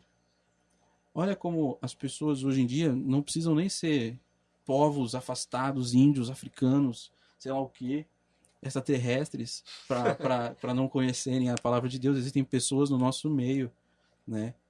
Do nosso convívio, da nossa cultura branca ocidental, né? Se é que pode definir dessa forma. Caucasiana. Que não conhecem a Bíblia como a gente conhece, né? E aí a gente tem que achar essas brechas nessas situações também. E se adaptar, né? A ponto não a ponto de apagar o que é o fundamento, né? O que é fundamental, a rocha, né? Mas a ponto de tipo conseguir se esgueirar para dentro do coração dessas pessoas de alguma forma aí. Uma vez eu vi o Russell Shedd, um tremendo teólogo. Ele morreu, acho que 90 e poucos anos. E tem até algumas bíblias comentadas por ele, a Bíblia Shedd. O cara é uma sumidade aqui no Brasil. Ele não é brasileiro, não. Nasceu não sei em que país, acho que na Europa. veio para o Brasil muito cedo. E perguntaram para ele, mas qual o problema da igreja brasileira, na sua opinião? Ele respondeu com uma palavra: exegese. O que significa isso? Saber interpretar o texto bíblico. Nós temos uma tendência muito grande de fazer uma interpretação literal e sem considerar o contexto em que aquilo foi escrito. Para quem o texto bíblico foi escrito? Qual o pano de fundo cultural? É claro que você não precisa ser um especialista, né, para poder interpretar a Bíblia e para poder extrair dela princípios de vida. Mas quando você vai interpretar um texto, é necessário um conhecimento mínimo para saber esses elementos, né? Para quem foi escrito, qual o propósito do escritor original, e não correr o risco de pegar um texto inserido dentro de uma cultura extremamente diferente da nossa e tentar aplicar literalmente nos dias atuais. Nesse sentido, o exegeta pode nos ajudar muito nessa realidade pós-moderna, né? Porque algumas estruturas não são passíveis de serem aplicadas hoje na pós-modernidade. Por exemplo, lá em Coríntios, que a mulher deve ficar calada dentro da igreja, que a mulher deve usar véu. Algumas igrejas aplicam, né, literalmente essas recomendações. O homem senta de um lado, a mulher senta do outro. Exatamente. O interessante é que alguns textos que são convenientes se aplicam literalmente, né? Outros, de acordo com a conveniência, não. Então tem que ter um padrão. Nesse sentido, o exegeta, né, ele pode trazer o equilíbrio, né, e trazer a verdade contida atrás daquelas letras, né? Isso nos ajuda também nessa realidade pós-moderna, né? Essa adaptação, desde que fundamentada, né? Me veio um questionamento interessante. Será que dá pra gente dizer que o exegeta é o filósofo da igreja? Não sei se filósofo, né? Mas é um tremendo de um instrumento, né? Para poder nos ajudar a não cometer erros, heresias, criar heresias, né? E achar que nós podemos simplesmente aplicar aquilo porque naquela cultura era permitido, né? Na nossa, desde que o fundamento não seja tocado, maculado, é possível sim você fazer interpretações, né? Mas não quero, sei lá, a figura de um filósofo é talvez muito forte, né, para fazer uma comparação com o exegeta. O exegeta é um cara técnico, né? O filósofo tem que viajar. Ele viaja, o cara surfa, né, na maionese. Porque eu digo que assim, Mas eu gosto de filosofia, eu tenho até vontade de estudar filosofia, velho. Tô até pensando nisso. Acabei essa pós aqui, tô pensando em fazer filosofia. Meu medo é virar o cabeção, meu. Mas eu tô bem sedimentado na palavra de Deus, eu acho que não corre esse risco, não. Mas eu gostaria muito de conhecer filosofia. Os pensadores antigos, né? Vai na fé. Vai na fé, literalmente. Tem que ir na fé, velho. Caminhando pra gente encerrar aqui, que já começa o culto. Eu queria dar agora a minha frase de efeito, que eu guardei ela pro final, que o melhor você guarda pro final, né? Ah, mesmo? Oh, sabe. Depois que você mandar a frase, eu não vou falar mais nada, então. Não, ó. Só pra concluir, né? Porque ela faz muito mais sentido e dá muito mais chance da gente pensar, depois de tudo que a gente falou aqui. Que pra quem não sai do lugar e só observa aquele que vai seguindo viagem, parece que esse sujeito se move, muda o tempo todo. Quando, na verdade, na experiência de quem se move, há mais crescimento que mudança. Quem se move é igual a quem fica, só tem mais saudades e mais sonhos. Poesia. Eu vou ter que ouvir isso umas duas, Cara, três eu vezes. também. Passa pra mim essa frase, eu vou ficar durante a semana pensando nela. Porque, o que eu quero... Parece que é profundo. Esse vai ser o tema do O que eu próximo. quero dizer com isso daqui, né? Ele vai ter que explicar isso aí no próximo. Explicar. Tem 3 pontos que eu quero falar sobre isso daqui, né? Tem dois tipos de pessoa realmente nesse mundo pós-moderno. Quem fica e quem vai. Aquelas pessoas que abraçam a mudança e acompanham, e aquelas pessoas que a rejeitam. E estão vendo aquela pessoa acompanhar a mudança, mas em si, como nós temos que ser e manter essas bases daquilo que Jesus falou pra gente, a gente tem que mudar, mas não transformar, né, como tá dito aqui, mas crescer e não mudar em si. A gente tem que observar as coisas como estão acontecendo, né, pegar aquela base que Cristo deu pra gente e crescer na mudança e não mudar realmente aquilo que a gente é, aquilo que ele deu pra gente como verdade. O essencial. O essencial. E, no fim, a gente não é diferente. Aquele que muda, aquele que pensa, aquele que a igreja diz que tem que ser por aspersão, ou por imersão, ou que usa véu, ou que senta na esquerda, ou que senta na direita. No fim, aquele cara que abraça a mudança, ele só tem mais esperança e mais sonhos. Porque se você muda, se você vai atrás, você tá junto de uma, por exemplo, né, de uma cultura diferente, e você abraça aquilo, você começa a entender aquilo, você tem mais esperança e sonha que aquela cultura um dia vai enxergar a Deus e vai enxergar Cristo de uma maneira diferente. Mesmo numa sociedade pós-moderna tão volátil como a nossa. Enfim. Top. Tenho dito. Show de bola. Eu acho Depois a gente vai ver o artigo do Ferro que ele escreveu. a respeito disso. depois o cara vai publicar. Pra parafrasear, né? Esse é um texto de um senhor poeta chamado Marcos Almeida. Oh, Oh, Sim, é bom. esse aí é o cara. Esse texto dele foi uma... Não sei se ele escreveu isso esse ano ainda ou foi no fim do ano passado, né? Por causa da pandemia, ele começou a redigir, né? Falar poesia mais escrita, né? Sobre alguns temas. E muitos deles ao redor da esperança, que morreu de muita gente durante a pandemia. E esse foi um dos textos que eu falei assim, cara, isso aqui encaixa perfeitamente nesse assunto. Pelo menos do que eu entendi do que ele escreveu, né? Porque pode ser que, igual o pastor tava falando, pode ser que o pano de fundo daquele cara que tava escrevendo, que de repente ele tava pensando que ele tava escrevendo pra uma pessoa tal, era tal coisa, e eu tô interpretando o texto totalmente nada a ver, entendeu? Pode acontecer, mas da minha visão... Tô viajando. Eu ia viajar aqui, é melhor parar. quem placa uma frase melhor. Eu tava pensando aqui. O importante é manter Cristo ali no centro, né? O resto, o que é paralelo, a gente vai se alterando para se adaptar até para alcançar mais pessoas, né? Exatamente.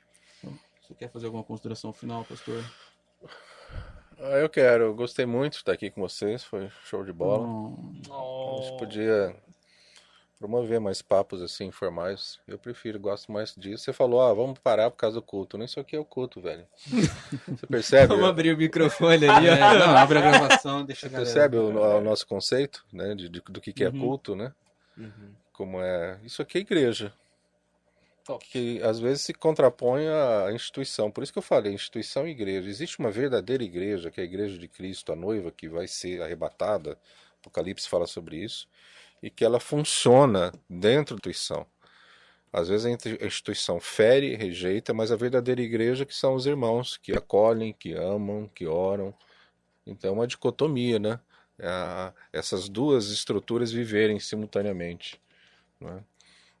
A verdadeira igreja é isso aqui. Né? Aí a gente cria um formatinho aqui, mas eu fico pensando, né? Esse formato.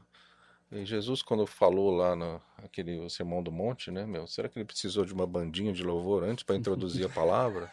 Para criar um clima, né? Pedro, 3.000 se converte. Não tinha nem microfone, velho. Como é que o povo ouvia? 3.000, 5.000. Será que precisou antes cantar um louvor? Será que ele conversou um por um? Para o coração da pessoa se amolecer e aí poder vir a palavra. Sabe, umas estruturas que eu questiono hoje. Não estou dizendo que não tem que ter isso, mas e não é essencial.